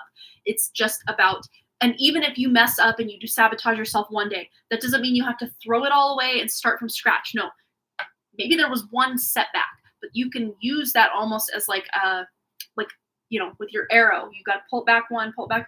Maybe you've got all these setbacks, but then before you know it, you've got all this tension to be able to shoot forward again, because you're learning from any mistakes you make along the way. And it's not always going to be perfect, but it's not always going to be hard either. So it's about finding, working your ways through the ebbs and flows of starting any kind of business. It's a new niche of coaching. I'm working to be trauma informed, and I think that's so needed. So you're like on the forefront, cutting edge of this new form of coaching, and that's exactly where you're meant to be. So you taking that leap at the forefront of this is really going to help a lot of people. And even yourself. It's like you can coach and help yourself, because you can be, you're already informed about your own trauma, obviously, but knowing how to help others through their trauma, help you through your own trauma, like any coaching that you're doing for others, it's almost like as you're coaching others, you're also coaching yourself along the way. So you may even be gaining insights as you're helping someone else, because, when we're trying to get our own ish together, so to speak, we're so close to the project and task at hand that sometimes it's hard for us to see our blind spots or the ways that we do sabotage ourselves or what have you. But when you can step back and just be this, open space to hold for someone else and help them through it, it's almost like these people that are coming to you are also teaching you a lot about how to overcome and, coach you through your own trauma as well. So it's almost like they're somehow, some way acting as your coach, kind of more on the down low. They probably don't realize they're doing that. And you don't even have to point out, hey, you're coaching me too. You don't even have to go there. But the fact that you're stepping into this like communication with these people and signing contract of some sort to help them, they're also somehow helping you, and you're benefiting from it. And even helping one person with a certain type of trauma, certain type of experience, you will remember that maybe 2 years from that point, you're dealing with someone who has a very similar thing. But of course, all the other experience and wisdom you've gained through the years will build and build and build. And you can help that person maybe even quicker or faster or with deeper results. Like, you just never know. So cool. My new counselor is one of the biggest reasons I've started to love myself. She actually wants to help me instead of just talk therapy. Yes, and that, there can be merit in talk therapy. I know personally it would never be for me, because I could sit there and regurgitate and relive the same things over and over and over. And that's not something personally, that ever helps me overcome it. Sometimes maybe talking it through and then maybe someone asking me questions about it, I can start to see in different ways. But just rehashing the same thing for me personally almost feels like same crap, different day. Groundhog Day. And there has to be a better way, So that's really awesome that you feel really supported with your counselor. That's so cool. Awesome. All right. Cool. So we've got that all done. I hope that resonated for you. Yeah, you're figuring it out. So we did that one as well. So we have Sandy, and then KDR, I think, also donated. Yes. All right. Yes. So KDR. Wonderful, Sandy. Wonderful, wonderful, Sandy. Let me know that you're here, Sandy. We'll get right into your question. I can also timestamp it too, but let me take a quick drink of water. Okay. Sandy, Sandy, Sandy. I missed you, Sandy. I hope you're doing well. Always good to see you, my dear. So let's see. We're at 114.28. 114.28. Just Sandy. Boom. All right. Oh, I'm so glad they helped you. So glad. That's what I do, or want to do anyway. That's what I hope to do. I love it. She's here. All right, let's get into it. We're switching decks. We're going to the Line Strider Tarot. I think that's what this one's called. All right, tuning into Sandy's lovely energy. General message for Sandy. Anything and everything she needs to know. What is it Sandy needs to know tonight? Tuning into Sandy's true spirit. What is it that she needs to know? Oop. We have a lot going on here, and they literally just fell into my lap. So there's like new opportunities, new energy coming in. So the star, I would say. So there's some wish fulfillment, happiness, healing, maybe overcoming a physical ailment, challenge, something that's been affecting you, maybe even like emotionally. You're overcoming it, or you're like on the other side of it. You're feeling much better. So if you have been struggling, mental health wise, or just emotionally, just life in general, blah, a lot of people feel very blah the past few months as well. If you've been feeling a certain type of way, this is letting you know that healing is here. You are ready to start to see the sun again. We have the 8 of Wands, quick moving energy. This is like passion, purpose, inspiration. Could be news coming in for possibly, again, something tied to this healing. Good news, test results of some kind. Queen of Swords, speaking into being. I love to see this one. This is about just literally taking control of a situation that is within your control, obviously. And then Ace of Wands, again, feeling very inspired, news, ideas, new ideas. Yeah, there's some news, good news coming for you very soon. If you haven't gotten it already, I see within the next 8 days for sure. Like good news coming in hot. Something that you may not even expect. I know that's more Page of Cups energy, but I'm feeling the vibe for some reason. All right, what else does Sandy need to know about all this and anything else? All right. I love the minimalist watercolor. Yeah, I love this deck as well. Sometimes I do like the simplicity, but even like this Ace of Wands, like it's simple, but yet like intricate at the same time. Like, how cool is that? I love it. Foxes. All right, anything else Sandy needs to know? We have the 2 of Wands, so you might even be making plans for something. I just heard launch, so I don't know if you have some projects, some ideas, and again, this could still be like very near on the horizon because very recent past, the present, and very near future energy almost reads as the same energetic vibration to me when I feel into it. So if you don't have any big grand ideas coming through, just you wait because they're coming very soon. And they may even be tied to this news. Like you're getting news about something, you're like, okay, launch time, let's go, let's do this. But again, it may not be time quite yet to take all these leaps, but at the very least, your gears are going, you're making plans, you got ideas, things feel exciting, and you're starting something for sure. You're starting something. But there might be an element of planning, maybe even some travel. We always have the globe on the 2 of Wands card. Well, not always, but in this depiction and the traditional deck, we have the globe. So there could be travel or travel plans to travel. What would this travel be in regards to for Sandy? Is this pleasure, work? What is this? What is this? Travel. 7 of Wands. I don't know if you're traveling for some sort of appointment. Not necessarily something you're excited to go do, but it's necessary to do. Someone who's speaking up, standing up for themselves, defending themselves in some way. What is happening to my computer? A new journey with Windows. That is funny. I touched nothing over here. We're talking about a trip, and then this whole thing just pops up right here. I didn't touch anything, and this just pops up. So Sandy, something is literally just popping up. Again, though, if this is not, okay, So I'm almost seeing there could possibly be 2 trips, but if it's not one or the other, if it's only one, it could be one or the other. But the other energy since this pops up is someone has this idea like, "Hey, come visit me," or "Let's go do this. We should go see that." And you're just kind of like, "Oh no, I can't. Money, or I got this going on, or I probably shouldn't, blah blah blah." Maybe almost like trying to defend like, "Oh no, I probably shouldn't." I really do see this would be in your best interest to go do and be and experience something fun, something new. Let's see. Anything else in regards to this trip? All right. 10 of Wands. Yeah, burdens being laid down. Something's coming to an end. I don't feel like it's because of, obviously everything's connected, but it's not like this trip is putting something to an end, but it's almost like when you return from this trip, you're realizing that certain ways that you felt overburdened, overworked, your mind is just so busy. You're feeling like the lightening of a load, or you're getting clarity on being able to, not having so many like balls in the air about, oh, I got this going on, this going on, this going on, this going on. You're able to almost like consolidate or like kind of pare down all the things you have going on into maybe like 3 main things.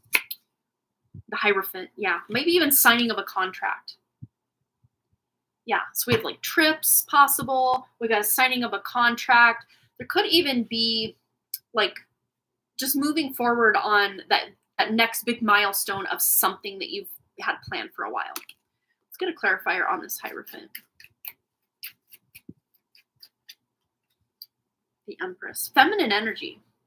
So normally the Hierophant is very traditionally masculine energy, but this is almost like the person in control or in charge or you're signing a contract with might be of the female persuasion.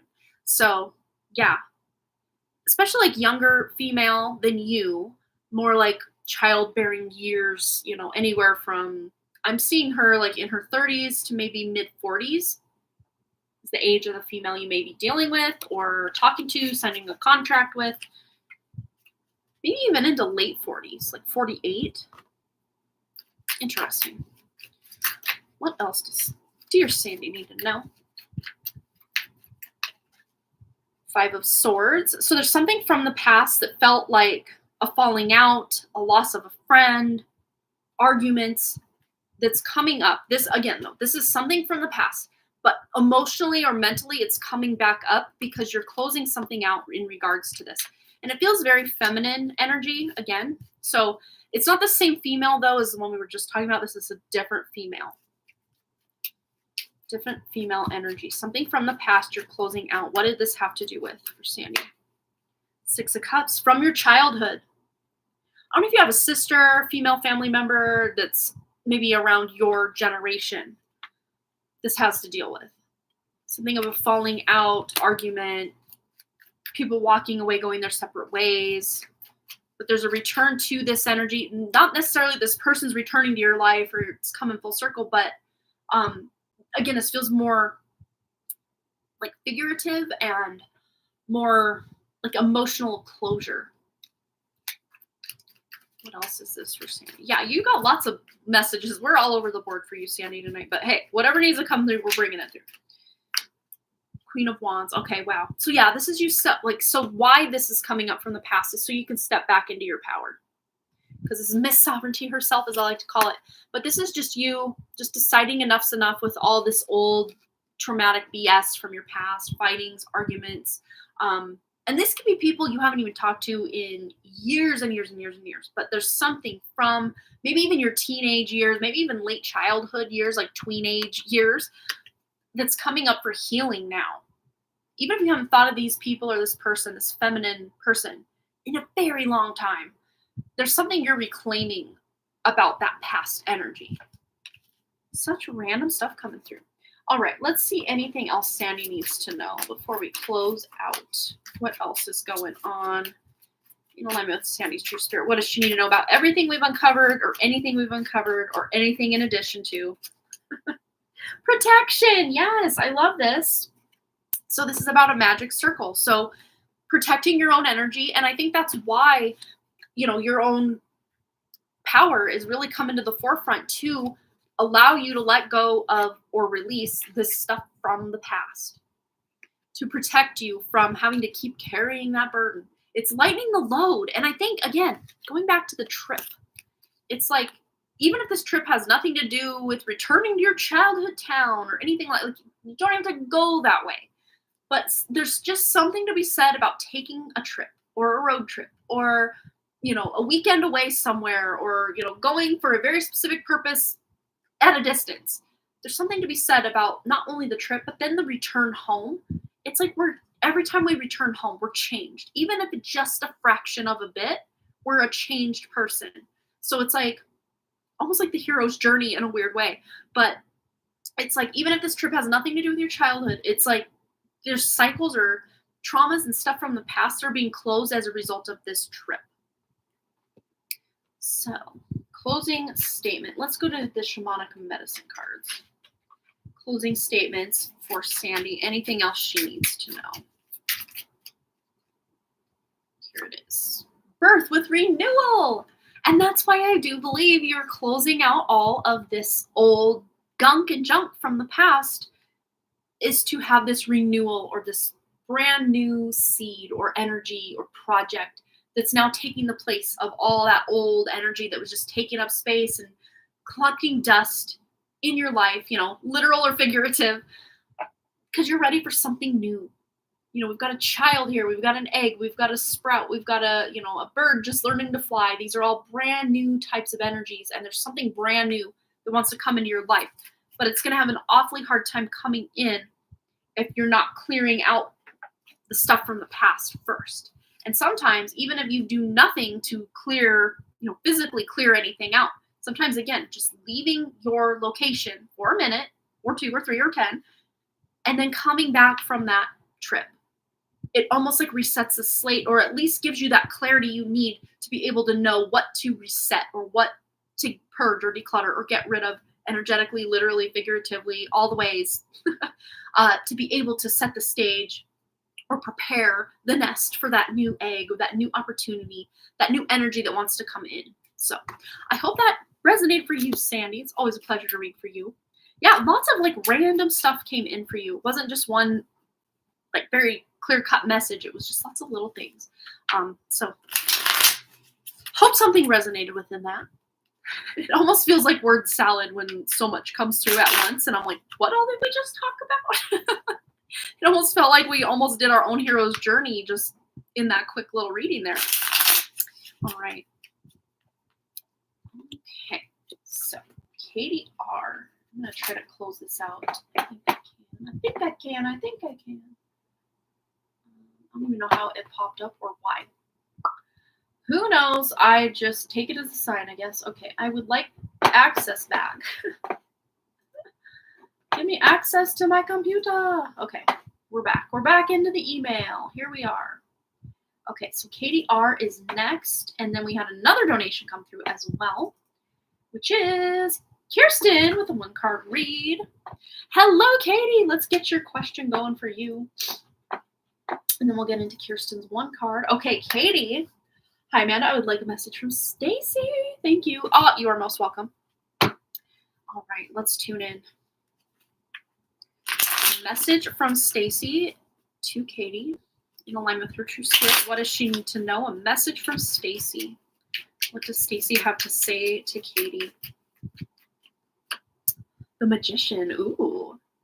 Yeah, she sees you. She knows what a amazing metaphysical, I don't know the right word, just maiden you are. Maiden. Yeah. She sees your power, your strength.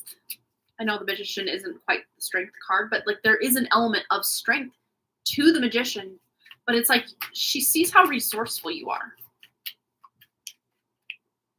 Yeah, 6 of Wands, victory, and 9 of Wands. So there's something so I don't know if you guys have made a plan to hang out or get together anytime soon, but it's like, I just heard Call Me Maybe. You guys know that song from the mid 2000s? Carly Rae Jepsen, Call Me Maybe.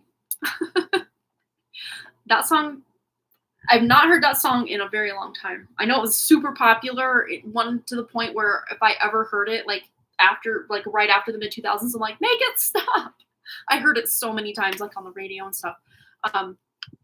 But there's something about that song coming in. I don't know. There it is. I don't know what it means. But we have the 6 of Wands. So there's victory here. Yeah. So there might have been like something going on in her personal life that she's just very like burned out, overburdened, just like almost like the war is over and now you like pick yourself up and you're looking around at like shaking, like what just happened? Like energetically speaking, not literally, like that she wasn't hurt or anything like that. Um, there's something like energetically that she's been through a lot lately, but she's gonna be overcoming that or has recently overcome, like very, very recently she's been through this. It feels like an emotional release. So I don't know if she had a big blow up with her husband. Let's tune in. Of course, we can only tune in about as much as Spirit's going to let us, but let's see.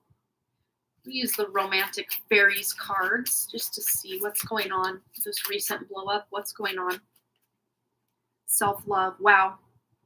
Yeah, she's realizing that the self-love that she has for herself is very lacking because she's putting up with a lot from the husband. And then we have the clearance card staring at me from the back with the broomstick here. So it's like she's kind of at this like choice point almost with her relationship, that things are really bad. And she's realizing if she's not going to love herself, no one's going to love herself. You know, I mean, obviously that's not true because there are a lot of people in her life that do care about her. But as far as her romantic connection, he's not caring for her the way he should, the way she deserves. Let's put it that way. But what is her message to Katie? 3 of Pentacles. So yeah, collaboration, coming together, hanging out. She wants to come back together to hang out. So I would say if she hasn't reached out to you, you can reach out to her and just say, hey, what's up? You know, do you want to go hang out? Do you want to do this? Do you want to go do that? And correct me if I'm wrong. I think you both have kids. I don't know if your kids have ever hung out or even the same age ranges or what have you. But if you could, like, you know, go do something and, you know, you have the kids, they can hang out, you can hang out.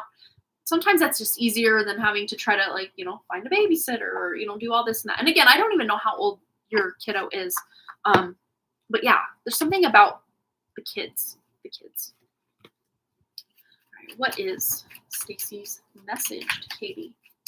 Yeah, lots of little messages are coming out here. Yeah, 10 of Swords. Yeah, she's overburdened right now. And, you know, sometimes when we kind of sense or even know that somebody in our lives is going through it or has been through it recently, you know, we might almost think at times that, oh, maybe I shouldn't reach out. They've been through a lot. I should probably not, you know, bother her. She's got a lot going on.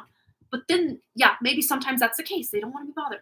But then there's those other times where they've been through it and they desperately need someone to rely on, lean on, talk to, know that they care. And I think that's where she's at on that end of the spectrum of just, I just need to know someone out there is on my side or cares or, you know, hears me out.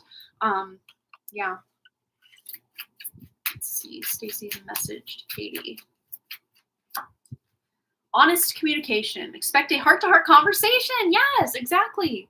It's like she just wants to get these things off her chest so she doesn't feel like she's carrying these burdens. And of course, you can be that, you know, person to hear all the stuff that she's got going on, or, you know, if you don't want to, obviously you can make the choice not to, but you feel like that type of friend that, you know, you want to know what's going on, see if there's any way you can help, obviously, you know.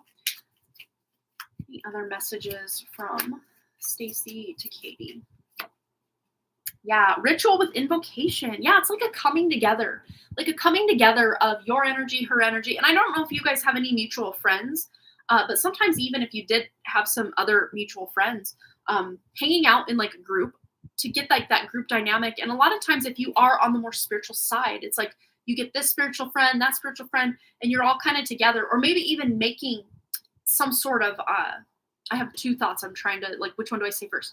Yeah, the coming together of all those energies, even if you're not like talking about like specifically spiritual topics, it's like there's an amplification of like the good vibes, you know?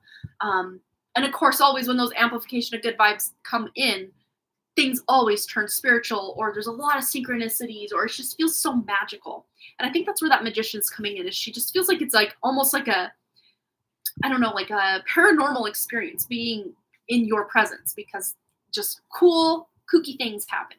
But the other thing I was going to say is if you and her, of course, if it's just you and her want to start something that you meet up and, like something that a friend of mine and I started doing is like we're accountability partners to each other. And even if you have to meet like on FaceTime or Zoom, like if you live across town, or I don't even know if you guys do live in the same town, or, if it's hard to get away all the time, even just meeting on FaceTime or Zoom and just like holding each other accountable to your goals, or, having a book club, or, a common interest that you're both like learning things about, and then you like check in with, ways to almost like have an excuse, so to speak, to communicate or to hang out or talk together. Because there is this element of when you come together, it's like time just stops or disappears altogether, and you just feel like you're in your own world, and like anything could be possible. Like that's what the energy feels like when the two of you do get to hang out and hang together. So yeah, it's almost like she craves that kind of energy right now, and you're someone who can really make things magical. Especially if things have been really hard for her, in her romantic connection, which it sounds like they have. And of course, I've pried about as much as I'm publicly comfortable prying, or even privately. Like I don't like to go around prying into people's like private lives, you know what I mean? But yeah, she's things are a little rocky road, ice cream. Things are a little rocky in her relationship, and sometimes when that's going on, the best thing a person can do is to reach out to a friend or just get away, forget all the craziness that's going on, and just remember that, there are good things in life. There are people that care and that are kind. And even if her, husband isn't one of them currently, there are people out there that are, just like reminder. So call her maybe, or, set up a time to hang out or what have you. But especially with it being summer, kiddos' schedules and being home and all the things, plan accordingly and hang out. So she wants to hang out. She wants to connect on a deeper level, have a heart-to-heart conversation, feel like she's being seen and heard and listened to, and all the awesome things when you make a really strong connection with a friend, or maybe possibly more. She craves that on a like desperate level right now. So yes. All right. Hope that resonated for you, Katie. Always a pleasure to read. Stacy just seems like the sweetest, and I just wish I could give her a big hug and be like, it's okay, it's all gonna be okay. She just seems so sweet. All right. Well, let me see. I think we have caught up with donations. That means we can get into our giveaway and our drawing. I love doing the giveaway. I'm a weirdo. You guys already knew that. All right, let's do it. We're going to get into the drawing and the giveaway, but first the giveaway, then the drawing, because I always mix those two up like a weirdo. Okay, so what deck are we using today? Let's use Dame Darcy's Mermaid Tarot for the giveaway. Oh, yes, that's right. We're gonna do Kirsten's, and I think I knew that too. Okay, we're gonna do Kirsten's. She's got a 1-card read, so don't go away. If you're here, the giveaway is nigh. Don't go away. All right, Kirsten, let's get into it for you. So will I get approved for weight loss surgery at my next clearance appointment? Let's find out. Well, let's tune right in with this Dame Darcy Tarot. Mermaid Tarot, to be more specific. Will Kirsten get approved for weight loss surgery at her next clearance appointment? All right, 9 of Cups. Okay, so there's wish fulfillment. Your wish is my command. Your wish is being granted. So if this is what you're hoping for, this can happen. The one thing I might say is a lot of times when, like depending on the amount of weight loss that needs to take place, not only after you get the surgery, but sometimes before, they want you to like lures. That's not a word, lures. They want you maybe to lose a certain amount of weight. I don't know if you've already probably talked to them about something like that. If that was like one of the stipulations or one of the conditions to be able to get it. If you've already talked about it and you've already hit those milestones, then you should be in the clear. But if they've talked to you about, getting to a specific weight before they do the surgery, a lot of times it's much safer if you're within like a as healthy of like, you know, weight range as possible. Not that I know all the ins and outs of this, but just from what I've heard, need to be down 10 pounds. Okay. And here's a trick or a hot tip. If you want to lose 10 pounds really fast, you can lose 10 pounds of water weight in like 3 days of like water and juice fasting. If you need to lose weight like super quick. But again, I'm not here to give people weight loss tips or anything like that, but there are ways. Water weight. It'll come right back the second you start eating, pretty much. But if you need to be at a certain weight, that's a quick, easy hack, I guess. Found out today, let's see. I need to be down 10 pounds, and I found out today that I have moderate sleep apnea. Okay. And the interesting thing is, because I'm hearing, again, I don't know this to be like medical fact, again, these are not medical advice. These are all entertainment purposes only. I think I need to always say that. But what I'm hearing is it's like one will help the other. So getting the weight loss surgery or getting the weight down will automatically help the mild apnea or moderate, you say moderate apnea will go to either mild or just won't be a thing anymore. Won't be an issue anymore. Yeah. So let's see, especially about that. Yeah. Page of Pentacles. Yeah. You'll have a new beginning with the sleep apnea. It'll not even be an issue anymore. When you either get the surgery, I think it's after the surgery, or if you don't decide to do the surgery or get the clearance, it'll be after that weight is lost. That apnea will just kind of go by the wayside, so to speak. But as far as getting approved for the weight loss surgery at the next clearance appointment, I'm hearing though, if you do lose that the pounds that you need, the 10 pounds that you need, that they wanted you to be there, there's really nothing standing in your way from getting it. I'm down to about 290. Okay, so I don't know where you started, but that you lose 4 pounds. Okay, that's probably super easy, especially because like the more a person weight, like, you know, if you weighed say 120 and had to lose 4 pounds, that's going to be super difficult compared to someone who weighs more and needs to lose 4 pounds. It's much easier. So that is what's going in your favor, is being able to lose 4 pounds just by a few days of, maybe not even a days, but just one day of, you know, a water fast, or, you know, just eating like more light foods. And yeah, because water weight is something, you know, they can estimate a person can have up to like 20 pounds of water weight, just excess water weight. Not even obviously most of our bodies are water, obviously, but we're talking excess water weight. And one way also, if you just cut the sodium content and salt from your diet, from your foods, that can help significantly as well. Like if you just go cut the sodium, because that helps retain water. And if you're wanting to shed water weight, stay away from the sodium. Crazy Tempest, welcome. Oh, you've been drinking soda less and less. That's awesome. Yeah, because I don't know this for a fact, but I'm hearing somehow that drinking soda and other sugary things can somehow retain water as well. I'm hearing something about inflammation.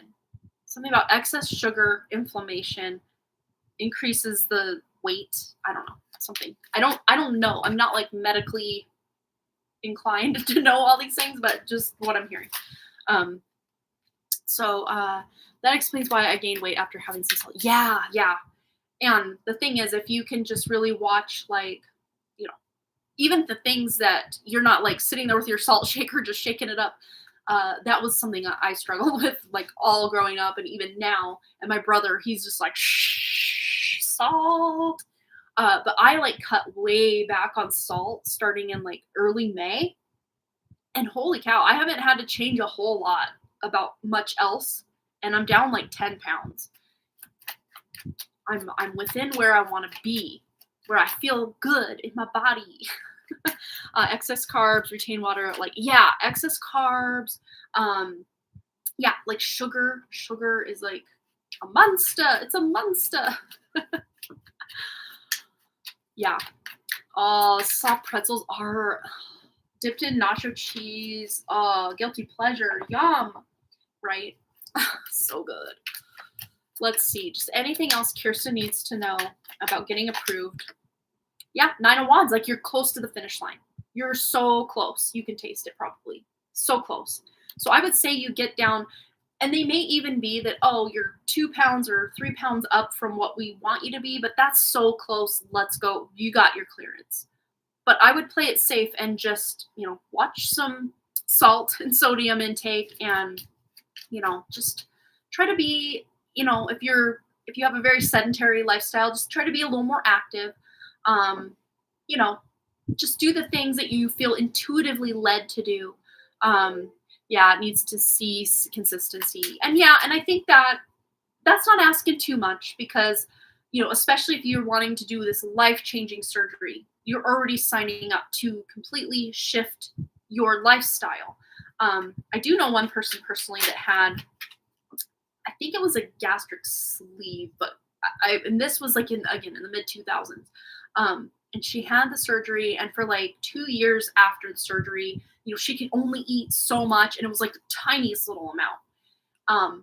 But then she's like, well, I really crave this, and she started eating, this place and this thing, this fast food and that fast food, and just before you knew it, all the weight came back. She could eat her normal amount again. They didn't like take the thing off or anything, but she just kept going and stretched I guess the stomach can stretch, and just is now actually worse off than she even started way back in the early 2000s. And, I'm more acquaintances with her than like know her personally, but she's one of the people that like Facebook overshares 24/7. Like any little thought in her head, she will share on Facebook. So I feel like I know a lot about her, even though I don't personally know her very well. But because she shares so much on Facebook, I feel like I have like an inner sight to what's going on with a lot. But so it's almost like the surgery, it's like you are kind of signing a contract to yourself that this is a lifestyle switch, a lifestyle change, to where, her wanting you to see that consistency. I think that is going to help set you up for these good habits, good routines, and to be consistent in your habits and routines. So yeah, I think that is not asking too much to be able to get in and do all the things that are going to, make this a sustainable choice for you. I can only have about a half cup of food, I think. Yeah, I'm going for the gastric sleeve. Okay, that makes sense. Yeah. And then the concern for me is if I binge eat, I could run. Yeah. And it would be a very scary place to be. But this is about, kind of some of that level up you're doing with your friendships and that self-worth. Because a lot of times, and I'm no expert on binge eating or anything like that, but what I'm seeing is a lot of times when this is a thing, it's like trying to fill a void with food. Just knowing people in my family that have struggled with different food addictions and stuff, binge eating and what have you.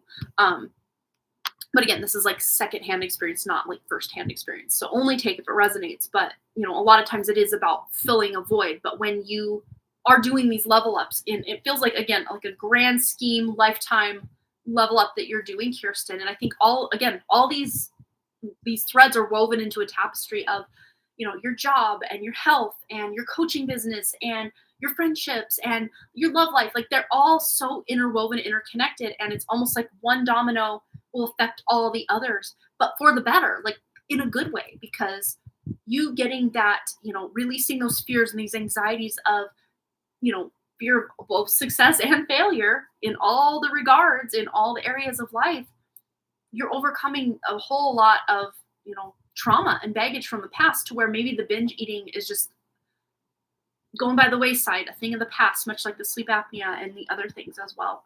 Yeah. I only eat when the sun is up, and shorten your eating window. Digestion slows after sundown. The longer you go without food, the body starts to heal. Yeah. Because I think, again, don't quote me on the exact number, but I read somewhere and heard somewhere a long time ago, when I was vegan for like 5 years, it was like 80% of your body's daily process and energy is going into digesting food. So if you can even intermittent fast and just eat within, like, some people will only eat within a 1 hour window a day. That's like a 23-1.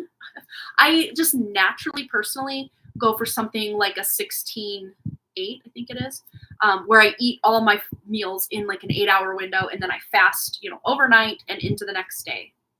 And that feels really natural to me. So, try to do it in the way that makes the most sense for you and your already natural uh, kind of proclivities, I guess. Just what it is that you naturally would do if trauma wasn't an issue, which trauma's always an issue in this realm, right? Yeah. Concern for me is if I binge eat. Yeah, we read that. For me, it's loneliness. I have no close friends. Yeah, and see, that is so hard because when we don't have someone we feel we can rely on or lean on or talk to when things get rough or just to be that cheerleader for us, that's when we can really start to like talk down on ourselves or not feel worthy of even our own companionship, our own friendship, our own love. And that's where, not being codependent with a friend, but just being interdependent where, you scratch my back, I'll scratch yours. You're feeling down, I'll talk you up. I'm feeling down, you talk me up. Like that's where a good friend can really like be an invaluable like presence in your life. So friendship is super important, really is. Yeah. Well, big hugs to you, Kirsten. I see that if you're able to show that consistency, this can help you get that approval or that clearance that you're needing. So if you can stick to that and be consistent, and even if it feels hard and it feels difficult, you just remember your why. Just have that why. Why is it I want this? Why do I want this so bad? That keeping that at the front and center of your awareness when you make a choice to do something or not do something is going to be kind of your guiding light here. Yeah, I just want people to talk to and hang out with, right? And a lot of times, if we can't find that in, real life or in person, online communities can be invaluable for that. Of course, there's a lot of trolls out there and a lot of people who are just brats, for lack of a better word. But yeah, I mean, there are some amazing people to be found out there. I found so many amazing people online throughout my life, like lifelong friends, people that I have never met in person and probably will never meet in person, but they still are so like precious to me that like, oh, I love knowing that I know them, Sleep apnea is to the point I stopped breathing 28 times an hour. That kind of scares me today. Yeah, that is scary. And the fact that one thing could help that, just being consistent with these goals to get yourself in that healthy range with your weight and, whether it's through surgery or other means, or, you're showing that consistency to then get the surgery, to then get the apnea under control, it's a process. And just not beating yourself up if certain things don't go according to the timing you thought or in alignment with what you thought it was going to be, and now it's not exactly as you thought it would be. Just trying to give yourself grace through every moment and just try to show up in your power at every step is all a person can ask of themselves. And but yeah, a lot of times when we have this like ticking time clock of I got to get my health in order because this is some scary ass shit, like sometimes that can be the big motivation we need to really make a change. And it sounds like you're about there, just with being scared of, the issues that you're having because of certain things will be more important to get those issues under control than the reason they got under or out of control in the first place. So I feel like you're just like, you're on the edge of like a huge breakthrough in your health, your relationships, your job, just your overall sense of well-being and self-worth is about to skyrocket in big ways. And I don't know exactly how that's even coming out to play. I don't know exactly how that is, but it feels like there's this big shift for you where things are getting better. Things are improving in all areas of life. But this is as a result of the hard work and the dedication and the showing up day after day that you're doing, Kirsten, and you're just continuing to move forward. So you're doing it. I had a pediatrician friend try to talk me out of surgery, but I think I need it now. And yeah, and it's almost like, because when you had first asked about this, I do remember you asking about this a while back, now that we're talking about that. And if I'm remembering correctly, it basically said, no, you got this. You don't need the surgery. But, things can shift. Things can change. New health concerns can pop up because, and it's not to say that you were lazy or it was your fault or you did anything wrong because you didn't get it under control. No, because this is probably the hardest thing you're ever going to have to do to try to do, get your weight under control. And if a surgery can assist you and take the edge off of course, it's still going to be hard work because you're still the one in charge of, consuming what it is you're consuming or not consuming what it is you shouldn't be consuming. You're still making those hard decisions day after day after day. So it's not like you took the easy way out or going to take the easy way out or anything like that. It's just your health is at a point where this is the most healthy, logical next step, at least as it seems. We can ask. Let's do that. I know this was a long card reading. We kind of went long, but I think it's important. Let's just ask if Kirsten, trying to get in the mindset to lose weight and do this all on her own without surgery, is her highest alignment.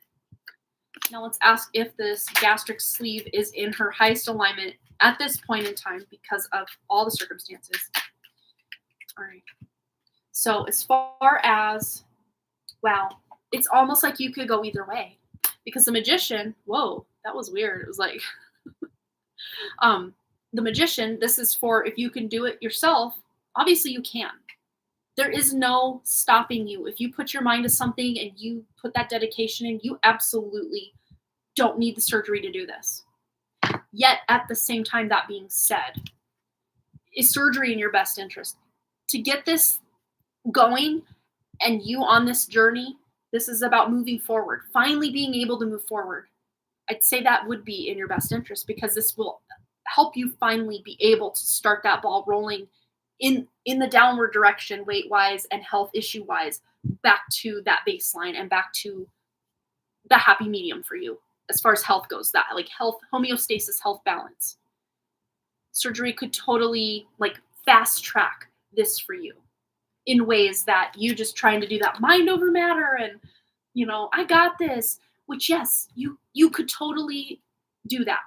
But, with everything going on in the world and in your life and just with all the craziness out there and all the trauma you've had put upon you and it's built up, it's not going to be easy. But yet at the same time, it's not impossible. But as far as being able to just move forward, take these steps, start to see results, start to see this health improve, you'd be able to make more better conscious choices for yourself. Moving towards surgery can really start moving you forward, finally moving you forward. She wants you to do the injections. I don't know what that exactly is, the injections. Is that like some sort of thing you can do instead of the surgery that'll help you lose the weight?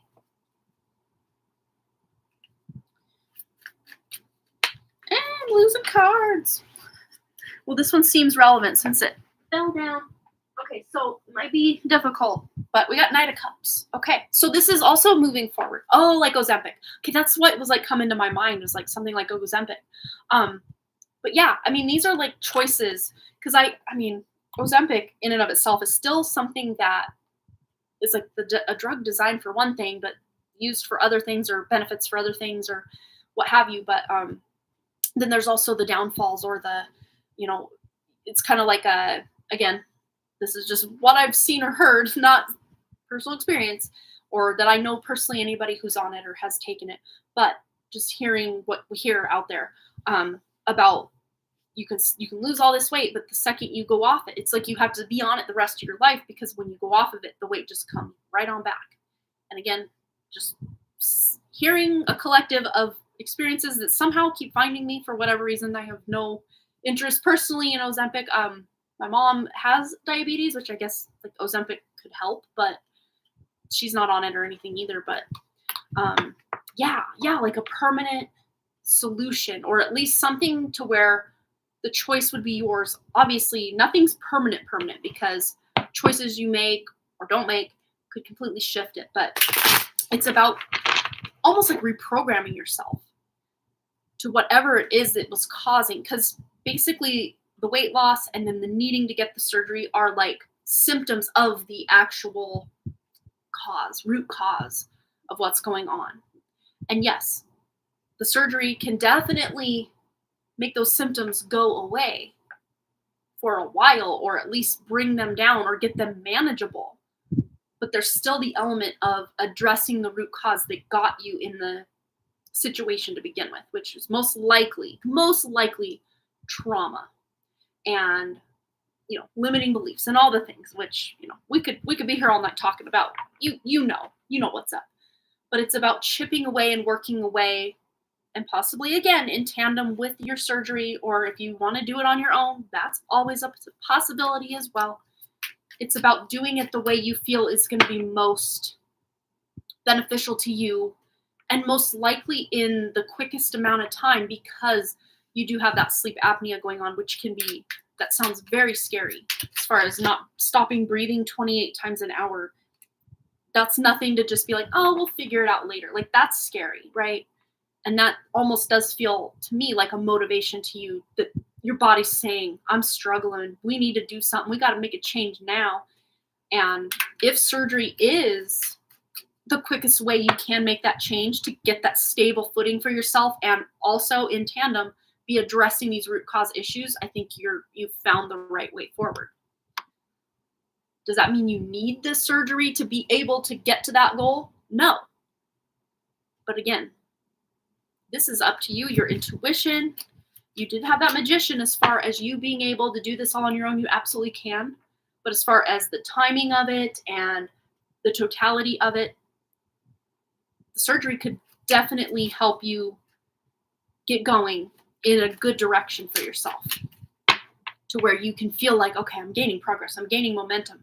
Now I can really, because this weight is coming off, even though it almost feels like yes, I'm still making the choices of what I'm putting in or not putting in, but the weight is coming off. So I'm feeling empowered. And now I can really address this. It almost like frees you up to be able to do other things. And I'm hearing too that it's like, this is your last, what's the word?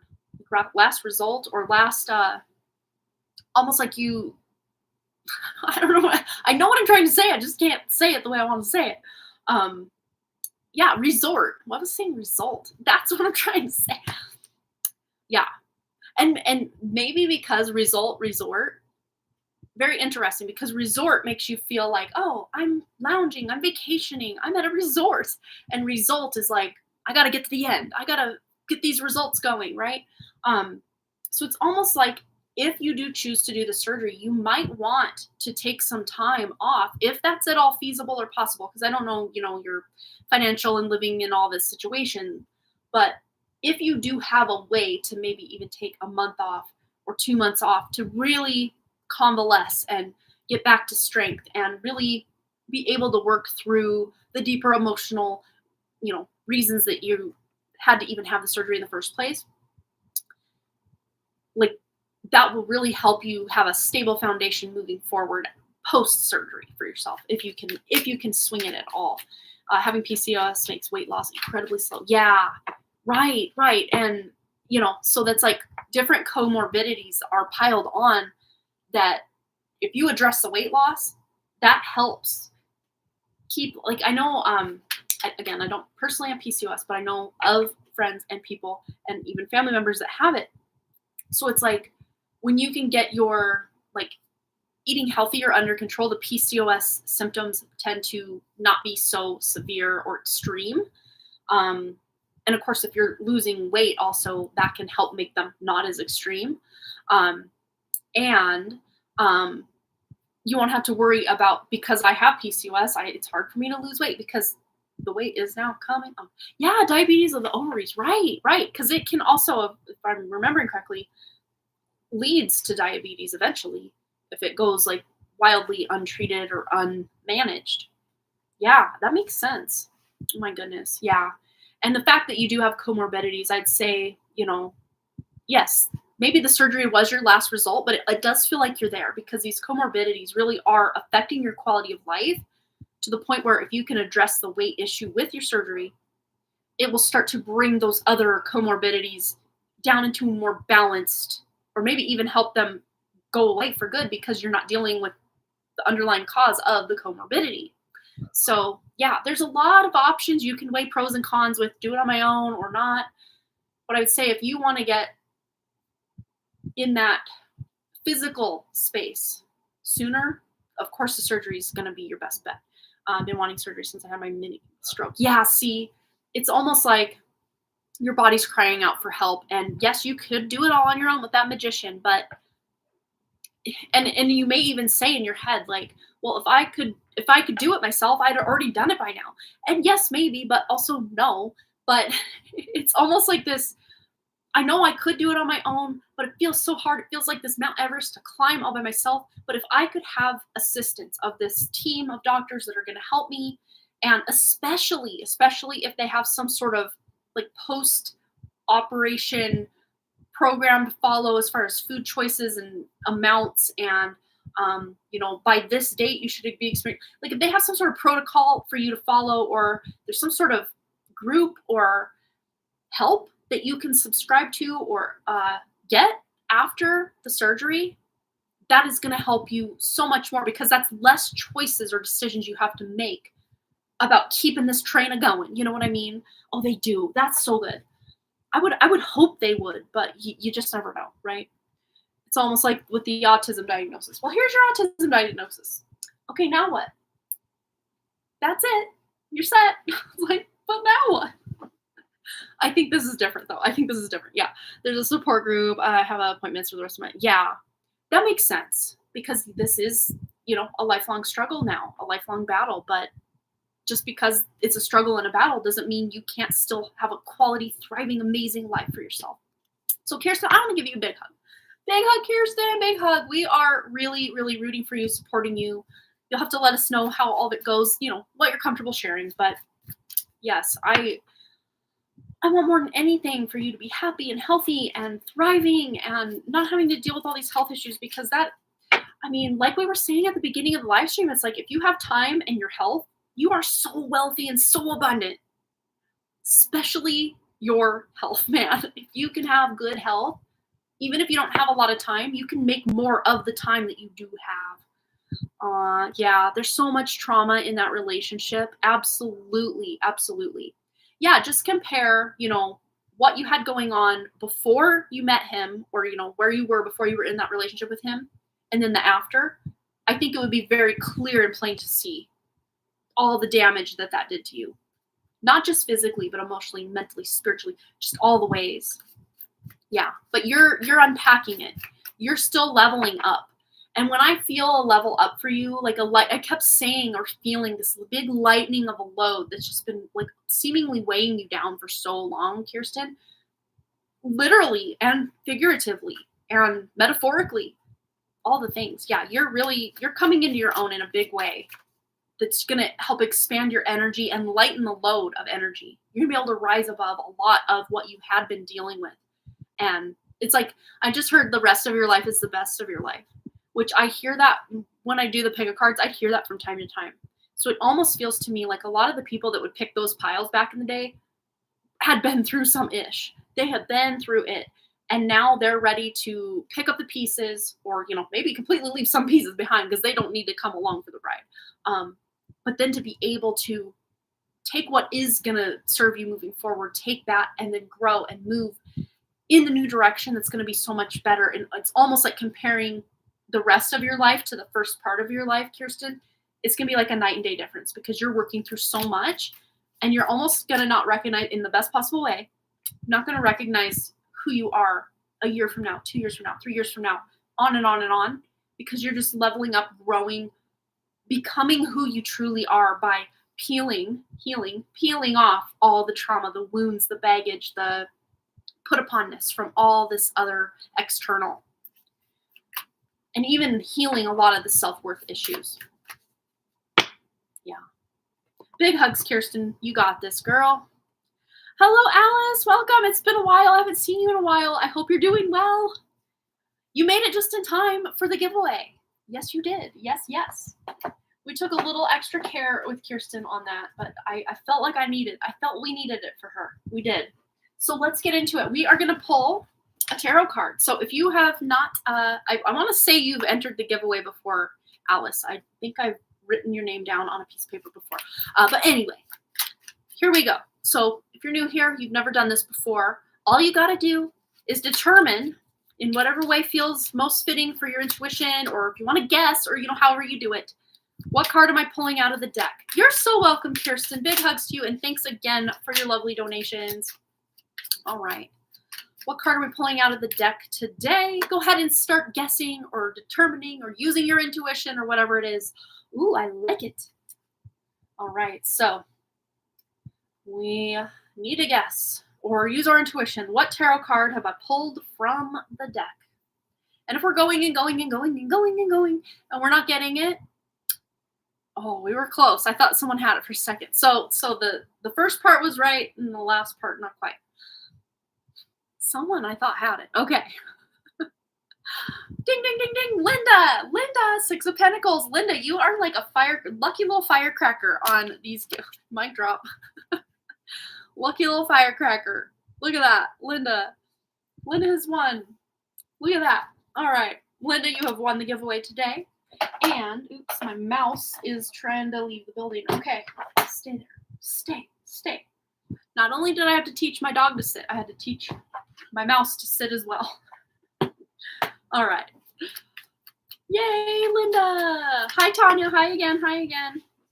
All right, so 6 of Pentacles. So there's some balance coming in. Something that money that you thought you lost. I know, Linda, you haven't put your question out there yet, but feel free to do that. I'm getting a download about this for you already. But money you thought you had lost is somehow coming back to you, but not through the same way you lost it. So this could be, something you signed up for and you never used, and you're like, damn, I wasted all that money. Darn it, should have used it. Something like that. But it's that money somehow finding its way back to you more than the amount you gave the initial thing. And it's not like that place is gonna, refund your money like a while later. It's coming from a different source. If that makes sense. Words are hard for me today. I don't know what it is. So go ahead and post your question, Linda. We're going to get right into that for you. And for everybody who's here, including Linda, put a 999. We have 9 likes, 9 people in the chat. So we're going to do 999. Put a 999 in the chat, and I will write your name down. And then when I write everybody's name down, I'll show you me putting your name in the very full bag. It feels full. It's about to hear. And it's a full one. I mean, there's like double, triple words all put up on each other like that. Hi, Amber. I meant to say hi to you a minute ago, and when I saw you walk in or come in or whatever it is. All right, let's write everyone's name down who wants it. 999, Alice Angeli, or Angeli. I never know if I'm saying that right correctly.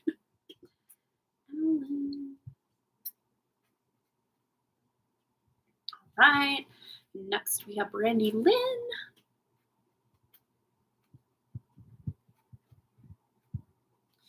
And we also have Amber 9N.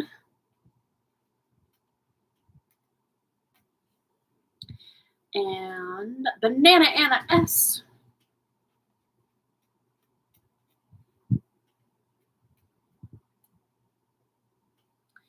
And Linda H. And Amanda F.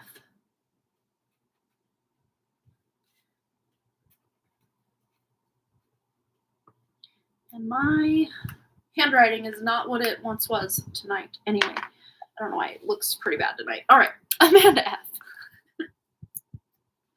We got Linda H. going in. We've got Amber 9N going in. We've got Banana Anna S. We've got Alice Angeli or Angeli, however we pronounce your name, my dear. And we've got Brandy Lynn. And we need to get Tanya in there, but I do need to cut a few more little papers. So let's do that.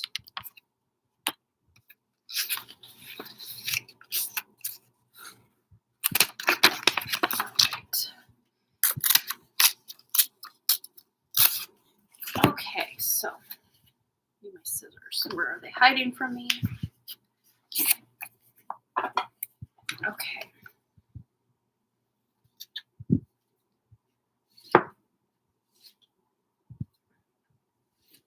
Okay.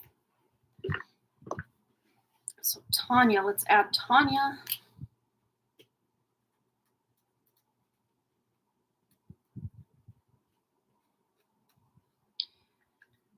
Okay. Tanya. Boom. Okay. Here we go. Who's ready? Who's ready? Who's it going to be? Who's it going to be? got it. We got it. We got it. Oh, no. No. This one. Okay. Ooh, it's the crinkle cut. Banana Anna S. This was from a while ago when I couldn't find my true scissors, so I had to use my craft scissors. You won! Yay, Banana Anna S. Who's here tonight? That's awesome. From a while back. Look at that. Woohoo! All right. Well, everybody else who entered tonight is still up for grabs in a future live stream, so be sure to check back. You don't have to watch the full live stream. If I pull a name and that person is not present, I will leave a timestamp as a comment under that live stream. So all you need to do, I guess your only homework would be to click on each live stream you miss and just check the top comment, see if there's a drawing winner with your name next to it and the timestamp. You can click the timestamp, go right to the reading. You don't even have to watch the rest of the live stream. You can go right to your reading and claim it as your own if you want it. So there it is. All right, so Banana Anna S, we will do your, where did I put your name? Don't let me forget to do your reading. I already lost your name. Where'd your name go? The fan is going at like Mach 10 in here, so it's probably on the floor. It's blown away, but we know. Just don't let me forget to do that because it's not right in front of me. So, Linda, we're going to get into your question, and then we're going to do the drawing win for Banana Anna S. Okay. Planning a trip to Colorado, do you see weather holding up? July typically thunderstorms in mountains, and do you see trip going smoothly? Ooh, I'm already seeing it going great. Yeah. Look, we got calm seas, no big storms, things are balanced. So yeah, there might be rain, there might be a little bit of a storm, but it's not going to be something that's causing a bunch of fires in the area or anything like that while you're there. So let's go to this deck. Clearing the energy of this deck, tuning in for, oh, we have something sliding off the bottom. So energy that's kind of hidden here. So it's like collaborative effort. So very interesting, like download that just came in for that with the weather. So if you're seeing like some cloud, this is something I practiced during baseball season, because when we were at this game down in Florence it was the second to last game we had. It was down in Florence, and the rain was just the mountains right there at that baseball field in Florence, and the rain and the clouds and the storminess were right there on that mountain, but they never crossed the mountain. I'm like, stay. I do not want to deal with this tonight. I wished I had been in that mindset. So many other games we had where I'm like, no, don't want it. I'm just like, oh, this is coming. Oh, but that rain, it's just like it churned on the mountain and it didn't come down here where we were. Which was weird because the radar clearly showed it moving down over our area and up north into Missoula and all the fun things. But it didn't budge from that mountain. It just kind of churned right there, even though the radar was giving a very different story. So what I'm getting from that already for you, Linda, is the fact that you can control or at least influence. This is a collaborative effort here. Influence the weather to be more pleasing to what you want to be experiencing. So let's see, as far as the trip goes. Yeah, okay with a bit of rain, but thunderstorms we're worried about. Yeah. Yeah, and especially if you're not like literally inside the mountains, like, up in the mountains, a lot of that stuff can stay contained in the mountains. You just never know. But as far as your trip to Colorado, the weather holding up, how will this go? The weather, yeah, 5 of Pentacles. So I heard you win some, you lose some, but again, it's not like you're going to be like completely inside the whole time. I really do feel like it's for the most part going to be great weather. You're not too worried about it. And fun fact about weather, because I'm getting a very clear message about multiple trips I've taken to Seattle.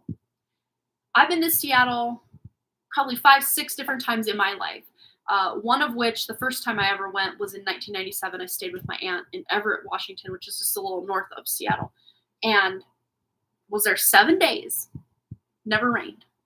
All the other times I've been to Seattle, it has never rained a drop when I'm in Seattle.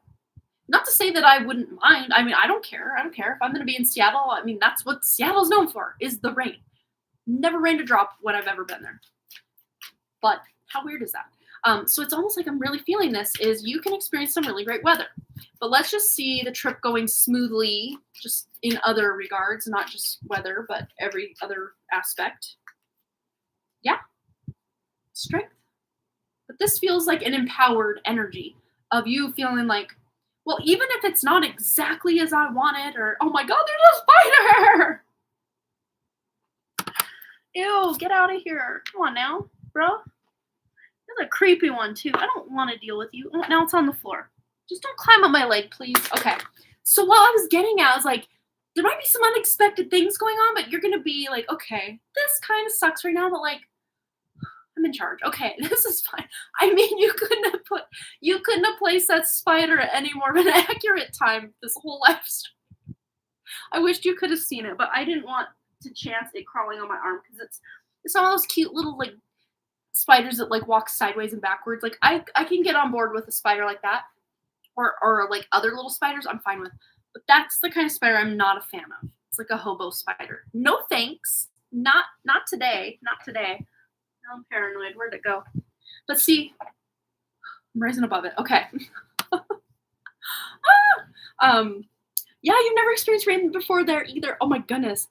Yeah, use your influence. Okay, yeah, I read that part. We hiked the rain before, but never thunderstorms. Yeah.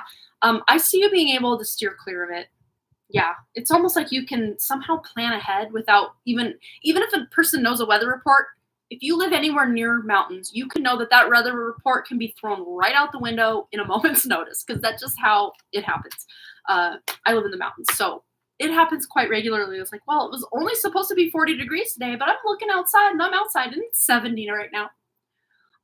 Or other times where it's supposed to be really warm, but no, it's cold as heck out here right now. But let's just see in general how the trip will go for Linda.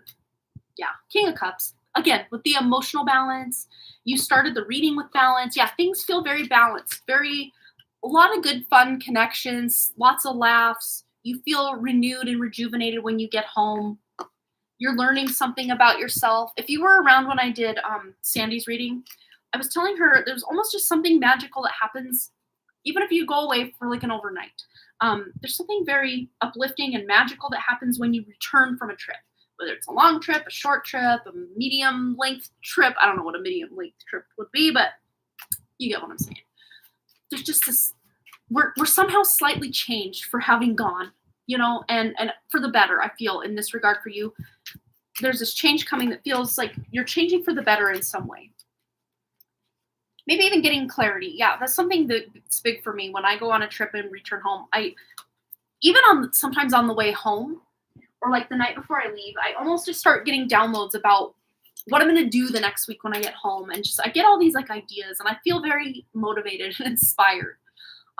Maybe there's a one-off trip where I'm just exhausted and I just want to like recover for 3 days. That can happen too, but that doesn't mean the ideas still aren't churning for me a lot of the time. So yes, maybe I'm physically tired because it's been a long trip or whatever, but I usually have like mentally I'm like excited to like hit the ground running with new ideas or ooh, I want to organize my pantry or, whatever it is. Okay, good. It's supposed to be very busy, crowds and traffic. So I'll use my influence. Yeah, you can try that. All of you that are listening, try that with traffic lights or just traffic jams. And, certain areas of town are really busy certain times of day. Almost like say, no, I'm going to hit every green light. I'm going to get to my destination. And here's the thing too. Sometimes delays or having to wait is part of divine grace or our best path forward too, because this actually happened. We were on our way to my cousin Tanya's house when I was growing up. And my stepdad was driving my mom's car, station wagon. I just like somehow drank water and it like went shooting. That was weird. So we're driving and my brother and I, we just could not get it together, man. We were being so obnoxious and brats. And I will leave out the details. We were being little butts. So my stepdad had to pull over and, give us a yelling at and a little swat on the butt, how people be doing in the 90s. And, we pulled over for a moment or two, more than a moment or two, probably, 3-5 minutes. And then, yeah, I do it for a parking spot all the time. And like clockwork up at the school, my spot, my specific spot in front of the specific tree that I love parking in front of, 9 times out, not every time, but 9 times out of 10, it's available for me. And I'm just like, thank you, thank you. But anyway, I digress. So yeah, pull over because of that. And then as we're getting back into traffic, this, well, we were before, okay, I backpedal. This is my South Node in the third house speaking. I can't tell a story because I forget details, and then, but remember before, this had to happen. So this logging truck is like in front of us, and it's going so slow. And then this other guy like pulls out between, us and this logging truck when there was already almost no space between us. And we're going so slow. But then, my brother and I are being little brats. So we had to pull over and get our, in trouble. And then we're back on the road. And then another car pulls out in front of us. And my stepdad's already like frazzled, mad, whatever. And he's like cussing at the guy in front of us. And we're trying to mind ourselves, but we're like laughing and giggling again. And within about 5 minutes of all that, we come across this wreck. It's the logging truck, that car that pulled between our cars, and some other truck that was from like head-on traffic coming the opposite direction. I don't know if anyone died or got hurt, but we would have fully been in that if for not us being little brats and all this going on. So to say that, whatever's going on, even if it feels really anxious and like this shouldn't be happening in the moment, maybe it's exactly what should be happening, so you don't end up in a wreck, or you don't end up having this other bad thing happen, or like you just never know. So sometimes I'm like, I'll get there when I'm meant to be there. If I'm not meant to have my parking spot that, 1 time out of 10, it's for a darn good reason. And usually it's because I spot someone or accidentally park next to somebody who I haven't seen in a while, and we start talking, or you just never know. You just never know why. So sometimes just being in the flow with what's going on. And of course, when you can use your intuition and sense that, yeah, this isn't a good situation, or, I'm being delayed and I know I shouldn't be. You can almost feel when forces are working against you, but also when things feel like they're working for you, they may at times feel like they're working against you, because we want a certain thing, damn it. And if we're not getting it, we feel like everything's against us. But then when we do arrive, or, time goes by, we're like, see why that didn't happen is because this other thing I got chills now too. So you just might be seeing silver linings with stuff. You just never know. But yeah, I feel like it's going to be a lovely trip, and you're going to come back feeling really refreshed, renewed, inspired, all around going to be a good time. So yes, but no trip that I've ever been on has been completely perfect. No boredom, no delays, no, there's always something, but usually it's easy to just gloss right over and keep on going, All right, Linda, so I hope that resonated for you. So Banana and S, let me know that you're still here, my dear. We're going to get your message right shortly here. We're going to do soul trees. We're going to start there and get also a tarot card. So yes. Banana and S. And here we go. Two. Ooh, perception and breakthrough. Wow. I had another drawing pick a while ago that you also couldn't find my name tag after you. That is weird. And it's funny because I never found it. I looked, like, after that live stream, I remember like lifting everything up, and I'm looking under all the decks and the stuff, and I never found it. Like, what the heck? Yeah, so weird. But anywho, breakthrough in perception, or there's a perception shift or change that will lead to a breakthrough. Let's also get some tarot in the mix, just see what else needs to come through for this message for Banana Anna S. Woo, here it is. Ooh. The Ace of Pentacles. So there is a new beginning. So breakthroughs and new beginnings are very similar vibes, very similar energies, and usually a breakthrough comes after we let something go, have this epiphany, and then a new beginning can, take root in the place, energetically speaking, of that old whatever. But yeah, perception. Your perception is shifting, which will allow for a breakthrough and a new opportunity. And here she is, like, with her treasures. So, like, she's, kind of like looking through her collections and kind of taking inventory, taking stock of something. So maybe you're even kind of looking around at the resources you have available and trying to figure out, what can I make with this? Or how can I, make this resource work for me in some way? But let's see any other guidance for Banana MS. Thank goodness. Yeah, right? I got chills too at the same time. I was thinking about our upcoming Houston trip. Oh my goodness. Yeah, so if there are any delays for you as well, Amber, or just things not going smoothly or exactly as you had planned or wanted them to go, just know maybe there's a divine protection or a reason that things aren't exactly, because maybe you're gonna, align with something that you never would have thought. You just never know, right? All right, Banana S. Anything else for you? 6 of wow. Yeah, so there's like calm, smooth waters. Things are balancing out. That perception will shift. There will be that breakthrough, new beginning. But it won't be this new beginning that completely catapults you, like completely out of like the realm of normal for you. So it's still going to be very balanced energy. Well, if things have been out of balance, then of course this will be a righting of the ship, so to speak. But these new beginnings, these breakthroughs are not going to completely flip your world upside down in ways that aren't going to benefit you. You know what I mean? So it's like a give and a take. So as you, maybe you're even getting rid of things or moving things out, or moving things around to make room for other things. Could be something with your time or your schedule. That's not like physical things, but like time or time slots, schedules. Or maybe if you're normally doing something at this time, you're, in the morning, maybe now you're doing that thing at night. Or if you're doing certain things at night, now you're maybe doing them in the morning. Like you're finding new ways to accommodate what you want to do with your schedule to make it work for you. They are not going smoothly. A lot of changing plans. Oh my goodness. All right, let's see. Banana S. 3 of Wands. Wow, lots of ship. I mean, obviously it's the Mermaid Tarot, so, humans are usually in the ships or on the land, but it's like 3 of Wands really is a travel card. Breakthroughs can also come in. It's like this guy is finally, this guy's finally getting like abundance that's owed him, or downloads or information, resources that weren't there before, but this is due to his good planning.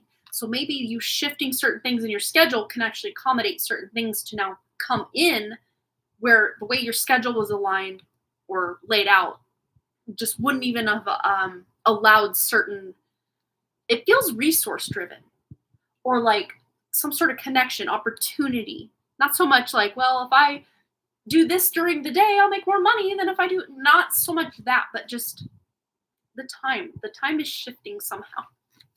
One more card. I can't stop. One more card. Anything else for Banana MS? Queen of Cups. Okay. So there's a lot of intuition going into this. I just got chills again. So there's something with your intuition, trusting your intuition, what needs to shift, what needs to change, what needs to move, what needs to leave so new things can come in. And of course, also with your perception, the perception card paired with this Queen of Cups, it's about relying more on that inner perception, inner sight than just like, physical eyeball sight. All right. So I hope that made sense, because it almost barely made sense to me as far as it just being like, what does it mean about shifting schedules and times? And hopefully that made sense to you, because I'm still trying to wrap my own head around like, what exactly does this mean? Thank you. I needed that message. Resources have been very tight since my move here, and I've been working on patience on that, rectifying. Yeah. So there might even be a new opportunity for more resources or abundance or even money. Cash money is always good to come in to really help set a good foundation for yourself. But there is a big breakthrough coming, even in like that perception or that like scarcity mindset that you possibly had or have had or do have. I still have one. We don't have to feel bad about the fact that many of us are like programmed, brainwashed, and conditioned from birth to feel this lack mentality in all sorts of areas of life. I mean, look at almost every love song written. It's about codependency or being ghosted, or like a lot of love songs are not like unconditional love songs. There are some out there, but for the most part, think of most love songs. They're usually like, I hate you now. I'm going to get revenge on you. You hurt my dog. You stole my truck.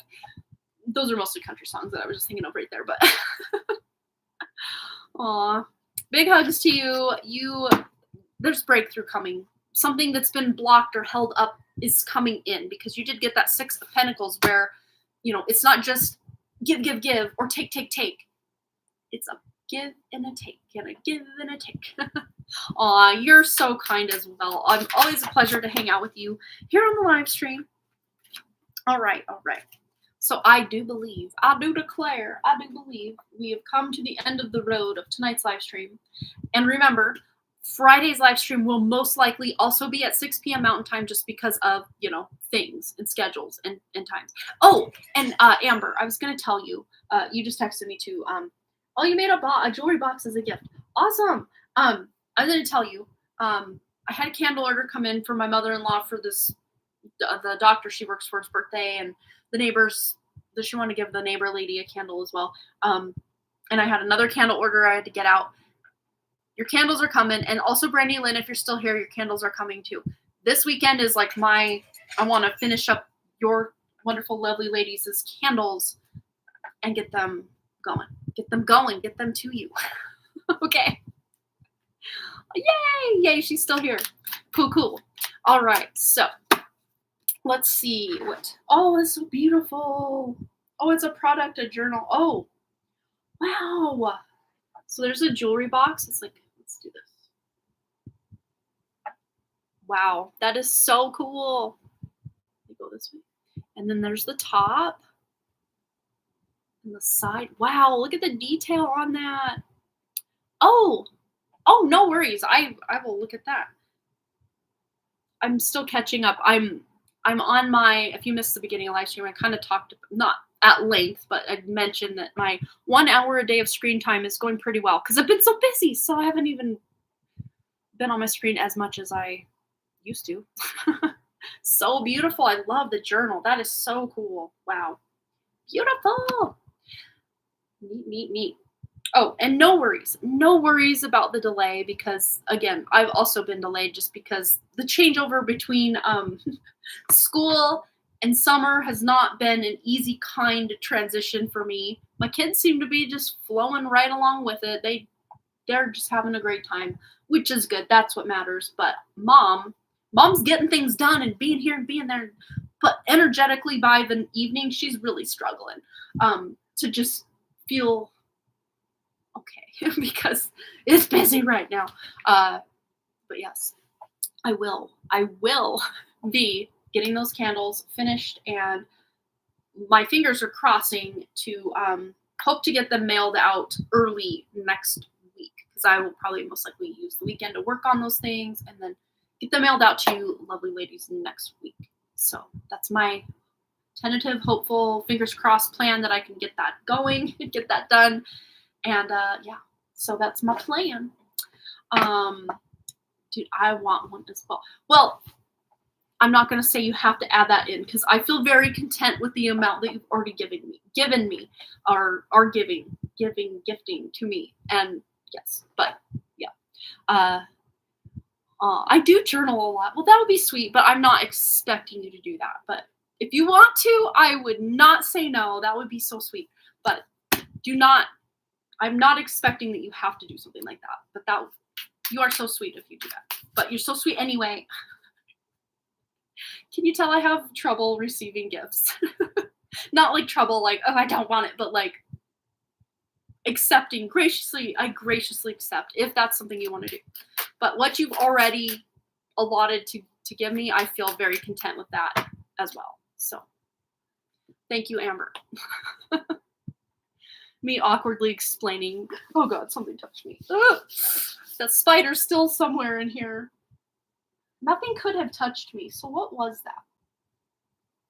Do you guys ever do that? You're like, something touched me, and then you like recreate the scene. Like, just me?